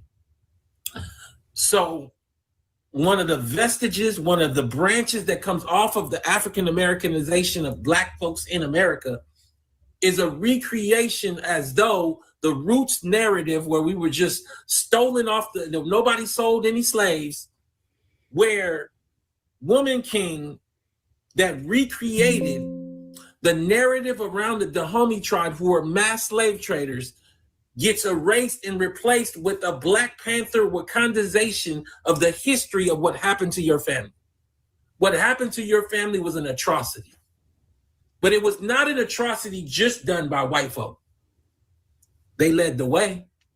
It was an atrocity at the hands of people that have family members that are still in Africa benefiting. This term, African American, is a process, in my view, of erasing that. Can I talk today? All right, cook. Can I get to it? I didn't make just the woman king flop. I made it so that they were not going to recreate Let him cook. Nana Sika. Let him cook example, now. the character played by Viola, as if she didn't mass murder, as if she didn't slit the throat of slaves on the boat. That's in the history books. Right. She was not a hero. And you're not going to tell me that. So I guess what I'm saying to you is when you look at this concept of African American that Jesse Jackson left behind, to me, it harkens to a broken legacy, a legacy that decided that it was just going to make up a story in many ways. Not only that, it was going to tell us that Africa was more country than continent and more continent than broken up place. I don't think people mix that up. I don't Yes, think, I think people are clear. No. You say we are African nigga. You definitely call us the continent. Yes, you do. And you act like the continent is a place. The continent does not have a language. The continent does not have a culture. The continent does not have, I'm talking about singular. It does not have a flag. No, the continent is very huge and it has millions of different ideologies, theologies, spiritualities, different tribes. No. That African is a continent, right? And that is not a country. So I'm like just trying to understand what his point is. But hold on, one more minute. I know, it's just so hard to get. How the Reverend Jesse Jackson helped popularize the term African American. The Reverend Jesse Jackson, who died Tuesday at age 84, helped push for the widespread usage of the term African American as a way to reclaim cultural identity. Right. To reclaim cultural identity. You're talking about right. These people have no idea what they're saying. Or they just do, are just using fantastical terms as if we were lost then found once they gave us a term that did no research to figure out what the term was going to be. They didn't research this term. They just decided. Wow. To be called African American has cultural integrity. It puts us in our proper historical context. Jackson said at the time, every ethnic group in this country has a reference to some base, some historical cultural base. I agree with that. I agree with that 100%. In the chat. Why he stop reading that? No, he gonna keep on going. He gonna keep on. Play this clip again. I want you to think about what Jesse Jackson was quoted saying right there in the context of this clip, and let me know. No, I'm not. I can't play the clip again. I don't. But let's see what Dr. John Henry Clark said, right, about the term African American, right? He can't make up anything that. Matter of fact, let's hear him. Right, in this, that's my favorite video. You already know you put me on. Hold on. Let's see what Dr. John Henry Clark said about African American, or using the term Afro-American, or even using the term Black. Let's hear what. Okay, but let's hear what you said first. Let's go back to you. What did you say about African American? I said, I do believe that we should have a name that is specifically for us, that other Black immigrants cannot come into the country and hijack. And I do believe that we should have America. Anybody that comes over here. And you be classified as an African American, no matter where you come from, right? Caribbean, Washington. I want to interject really quickly, Ankh. This is why when you and I talked, I say, Ankh, you don't think we should throw the term African American away? No. She said it herself. She said, Ankh, you don't believe we should throw African American, the term, away. It is not specific to our lineage here in America. It's not specific to our lineage here in America.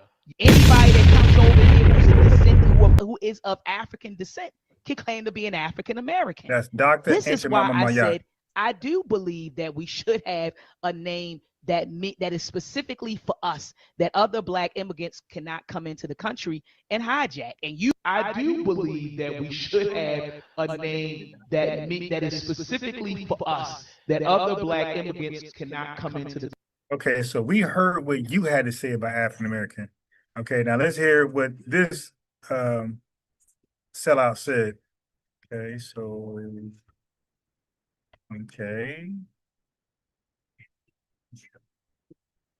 all right, pause it. Cool. Okay. Let's pause this too. We'll get back to this coon. Matter of fact, get out of here.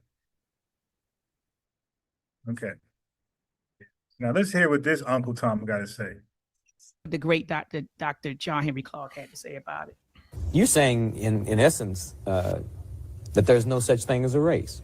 Oh, I've maintained that race is the phoniest issue ever invented by the mind of man. The European invented and developed the concept of race. There's really no such thing as a race because nature created no races. The whole race is a man-made thing. You know. Well, how did people get to be French and English? Everything is man-made. He just sound dumb. The African is man-made, but you say. Can we just take a moment? You say we're African American. Well, different climatic conditions and migrations and amalgams of different people and migrations of people into your country, migrations of people out. All right. Now this is an ethnic grouping as against what we call race. If you go back and you look at an old dictionary, you won't even find a definition for a race. Race grew out of the pseudo-scientific development of Europe. And this is what Rogers was addressing himself to and saying that according to your rule, which is ridiculous. Now, family, if that made, okay, hold on. Okay, if that's true, then they can't call themselves African American or Black because that's tagged onto them as a race.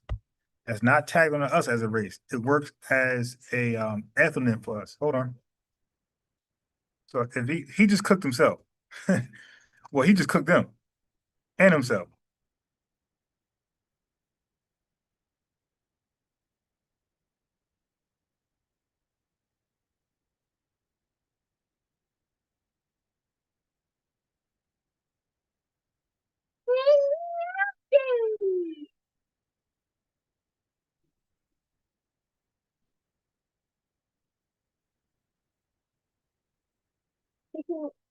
Okay, so let's see. It says African American primarily functions as an ethnic identifier for Americans with ancestry from African Black racial groups. And there's no such thing as an African Black, nothing. Particularly descendants of enslaved people in the U.S., while often used interchangeably with Black, a broader racial category, okay? So when it says it does not typically act as a race for all Black immigrants who often identify with their nations of origin. So all that's saying is that some immigrants, like the Sudanese people, Eritreans, they'll tell you, "Hey, I'm not Black. I'm Eritrean. I'm Somalian." Okay, so you can't just make them all African American or Black because they'll reject it, right? You can't just plaster it onto them. But it is thrown as a racial category. Okay, as a racial category for immigrants, but for us, it acts as an ethnic identifier. All right. So if race is made up in a pseudoscience, then they can't be called African American and Black at all, because when they're called that as a race, not an ethnicity, not an ethnonym. All right. So, well, damn, he just cooked himself. Race is made up, so they can't be called African American or Black. You know what? I like that breakdown he just made up. I'm going to crop this. Let me go back. Migrations of people into your country and amalgams of different people and migrations of people into your country, migrations of people out. All right. Now, this is an ethnic grouping as against what we call race. If you go back and you look at an old dictionary, you won't even find a definition for a race. Race grew out of the pseudo-scientific development of Europe. And this is what Rogers was addressing himself to and saying that according to your rule, which is ridiculous, a lot of you belong to us. Well, in another context, if race is arbitrary, then could we say that being called Black was a political term? It's a political term and a term which indicates our self-awareness at this juncture in history. And I think we really need it. We need to really bathe in Blackness for a while, but I wish we'd get the bath over with and go on to something a little more important, because Black in itself is not an ethnic term. Black tells you how you look, but it don't tell you who you are. No, it does not. Okay. It tells exactly who we are. So this guy that these guys praise, as you can see, this is King Agent right here. Okay, this is King Agent. No, that's wrong.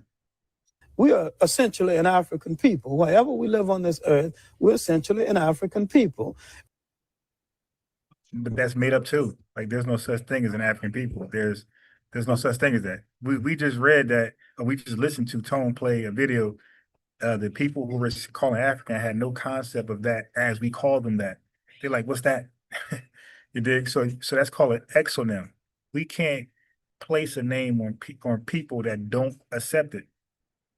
They're like, nah, I'm African. I'm Zimbabwean, the Shona tribe. You dig? Yeah, so this agent just cooked himself.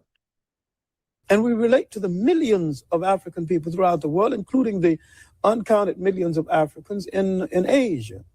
The word Afro-American or African-American would probably be more appropriate and more honest and more in keeping with what we actually are. Because all of us are not positively, physically, real jet black. And so the argument now sometimes is between the supernationalists and the mild nationalists and blacker than thou. When black is a state of mind, a state of attitude, a state of approach to things that can exist in almost any of us, including from the blonde black person to the jet black. And the jet black can be traitors and they can be patriarchs. They can be a whole lot of. See, we've been everything in history from saint to buffoons. We're a complete people, and we need to start looking at ourselves as a complete people. And I think that once we convinced ourselves that we're black and beautiful, we'll stop saying it and just go ahead and be black and beautiful and release a whole lot of energy for more important things. All right, since you said, see, brother, when you told me to watch it, I went and watched it. It was 25 minutes, and it was a great 25 minutes. I watched it. You told me to watch it, and this 2.5-minute clip was fire. The first thing he said was race doesn't exist, and he said it was a pseudo-scientific idea. Right. So then the question is, well, how can an immigrant be black or African American? They could only be that by race. But they're admitting race is a social construct made up by man and it doesn't exist. So yeah, thank you. Idiots don't know what they're arguing. He said that. 1974 though. He said in 1974. 1974. And then he said, brother Ankh, blackness tells you, what did he say? It tells you, it doesn't tell you who you are. It tells you what you look like, but it doesn't tell you who you are. Then he said, state of mind, like a state of mind. Yeah. I mean, what definition is that? That's stupid. People got the right to call themselves anything and then define it. No, when we call ourselves black, that came with a definition. That wasn't his definition. No. Just like African American came with a definition. You dig? No, that does not work. He said, but we really are African people. He said, no matter where you are in the world. Yeah. And then he said, now this agent is pretending like that was deep and it made hella sense. Oh, when you told me to watch that, I watched it. Oh, that made so much sense. Yeah, so we're gonna pretend what you didn't say earlier. Okay.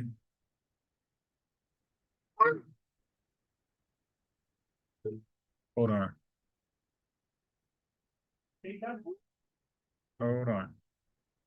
Yeah, so she's trying to pretend like stop it. That he feels like African American and even Afro-American would be the more suitable term for us. Now, I wonder what people are going to say. Now, Dr. John Henry Clark, who is what people would consider an African American, Black American, FBA, he's one of us. What are y'all going to say now about him? Are you all going to drag him now and say he didn't know?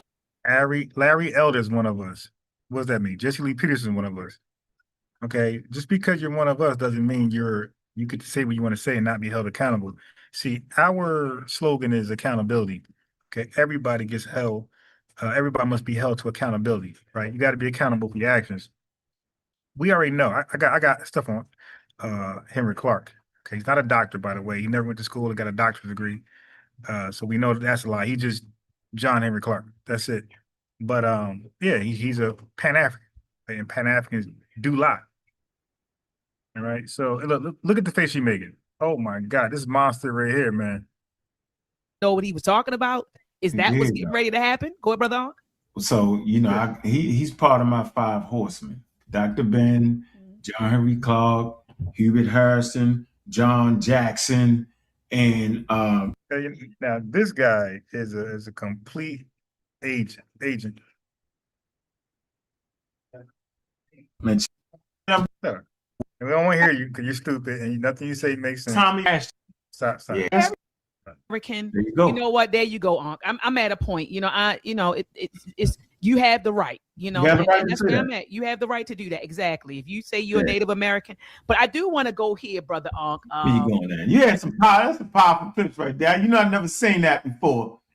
Which part? You have seen all of it. What you talking? I ain't seen it. I ain't seen my man with the ADOS. I didn't fall. Don't talk. Yeah, I always thought that was wild anyway. From day one, I thought it was ridiculous. Yeah, the whole thing. Me, I never made. I say, so you mean to tell me the people, the brothers over here don't know who we are? They gonna listen. Hey, family. He got the most stupid argument for why we shouldn't delineate at all. Look, say he is saying. I mean, I talked to him already live on my channel, and he presented this. I'm like, dude, how the hell can anybody tell who anybody is once they become Black and African American, and then be legally identified as that? How can anybody tell who is who? Right now, anybody who's in the prison that has immigrant background, but they're in the prison system as Black African American, then guess what? That prison stat goes into Black African Americans. There's no way to differentiate. There's no way to disaggregate that data. That's complete now. These are Black African American men in prison. And there's no way to tell which portion is Tether or not. So yeah, no, once you have become one of us on paper, there's no way to tell. That's the problem. That's why we're saying the stats are being forged as though we're doing better than what we're doing, as though there's no need for redress because we're doing better. And that's false. That is the immigrant class doing better, being allowed to do certain things. That's under Black African American. But this idiot says, you mean to tell me the white man don't know who is who? Bro, if they did or didn't, they're not burdened to do that for us. When you sue, you got to make your own claim. They're not going to go and start grabbing files and helping us win our case against them. We're suing them. They're going to say, no, prove these are not you. You dig? They ain't going to do it for us. They're helping to mesh everybody in so we can't sue. What are you talking about? Some Nigerians trick them and get the money. Makes no sense. Two agents. You are African American. For those folks who don't know, Yeah, this dude look like a cartoon character, yo. For real. Debate that happened in one. Important for Mr. Touré. All right, so I here want y'all in to the see that. 1960s, as I I said. want y'all to see that for yourself. Hold on. Hold on.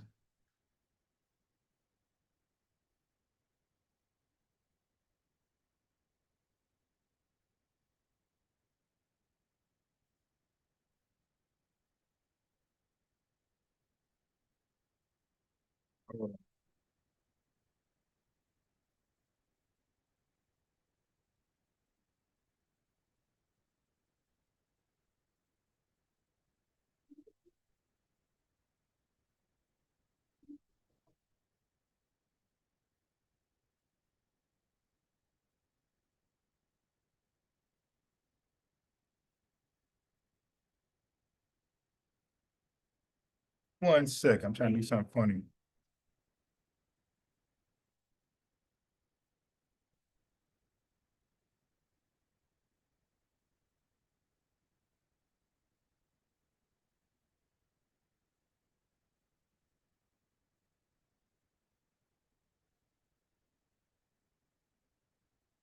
I'm trying to get this image of that Miss Butterworth bottle correct. Okay, but now you see it for yourself, family. You're seeing it for yourself. Okay.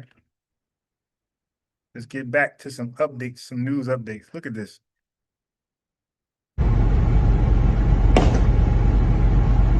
Look at this. These tethers.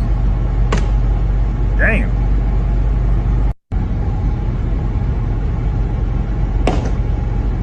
gun?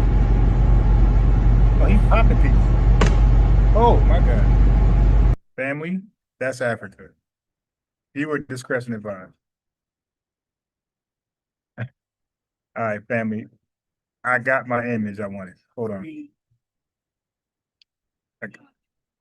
8, 9, 10, 11. Family, I got my image. Hold on. Oh, this is hilarious.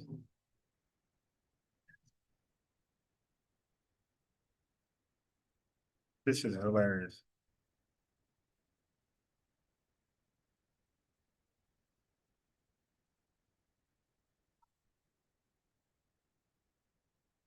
All right, all right, all right. Oh, look at this one. Tokyo, Japan. These tethers.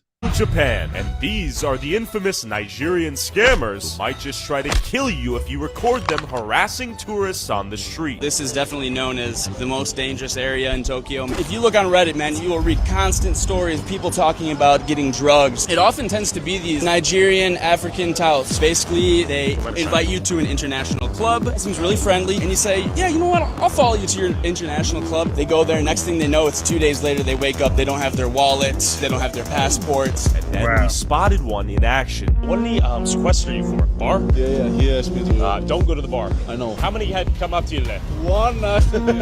They don't leave you alone. Excuse me. Can I interview you? No, please don't put the camera. Okay. Why are you taking a video? I just want to interview you. Are you okay? Don't interview me. No, we just want to interview. Whoa! No. Bro, be careful with your camera. Be careful with your camera. I'm warning you now. On me for what? Keep walking, Buster. Don't touch me. Back up. Back up. Whoa! Hey, don't do it. Don't do it. What are you doing? Who do you think you are? What are you gonna do? What are you gonna do? Hey! Oh! He's attacking. All right, call it a day. Call it a day. Oh, we're thieves? You're a fucking criminal attacking people. Oh! What are you doing? I didn't know that coming. If we were hit to that thing, we would have gone to hospital, I'm telling you. You threw some glass at us? Yeah, glass, yeah. Hey, this is Tokyo, Japan, and these are the infamous Nigerian. In Tokyo, Japan, family. In Tokyo, Japan. Yeah. I brought y'all the exclusive. Let's see what really goes on. You dig? Tokyo, Japan. Let's get to that lady who switched up on us.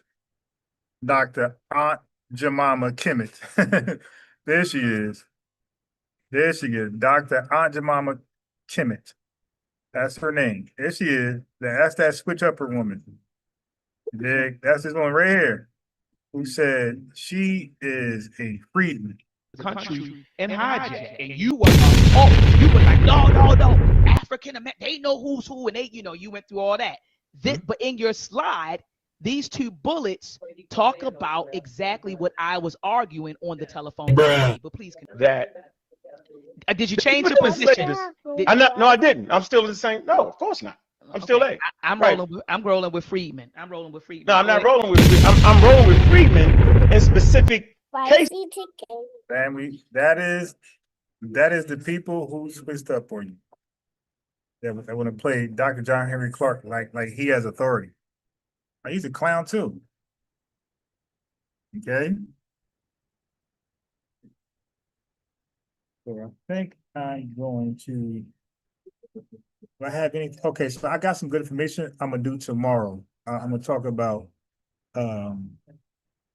tomorrow. I got some good information on Nigeria. Okay, I got some good information on Nigeria and their relationship with Shell BP. Okay, Shell BP.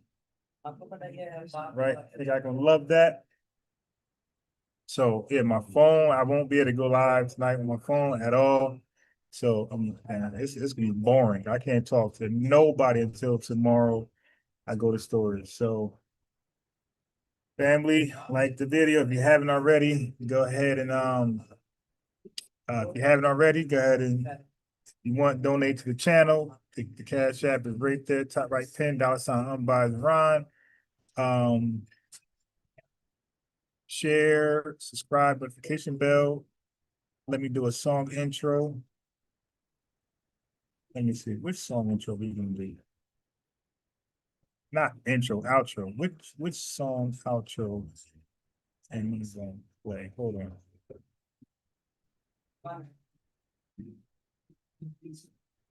My house. Yeah, this is a Lineage favorite here.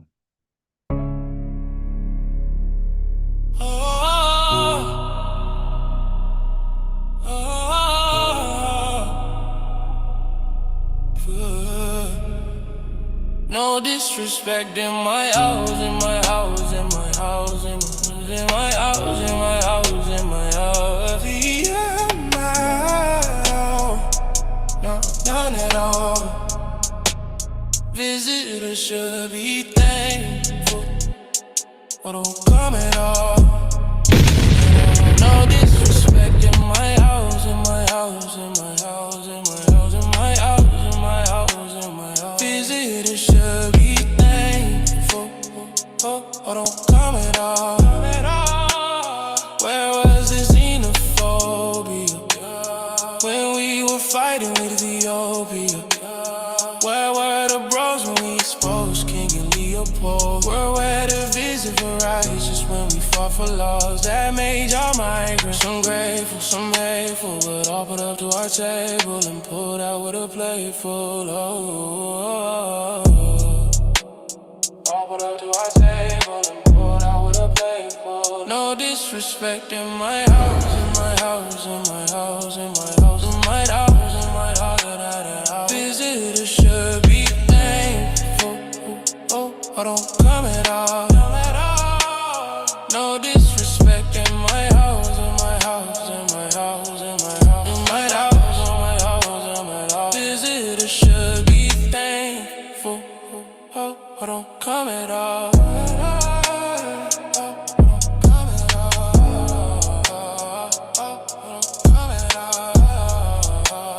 Where was the xenophobia when we were fighting with Ethiopia? Where were the bros when we exposed King Leopold? Where were the visa for righteous when we fought for laws that made y'all migrants? Some grateful, some hateful, but all put up to our table and pulled out with a plate full. All put up to our table and pulled out with a plate full. No disrespect in my house, in my house, in my house, in my house, in my house, in my house, in my house. Visitors should be thankful, or don't come at all. No disrespect in my house, in my house, in my house, in my house, in my house, in my house, in my house. Visitors should be thankful, or don't come at all.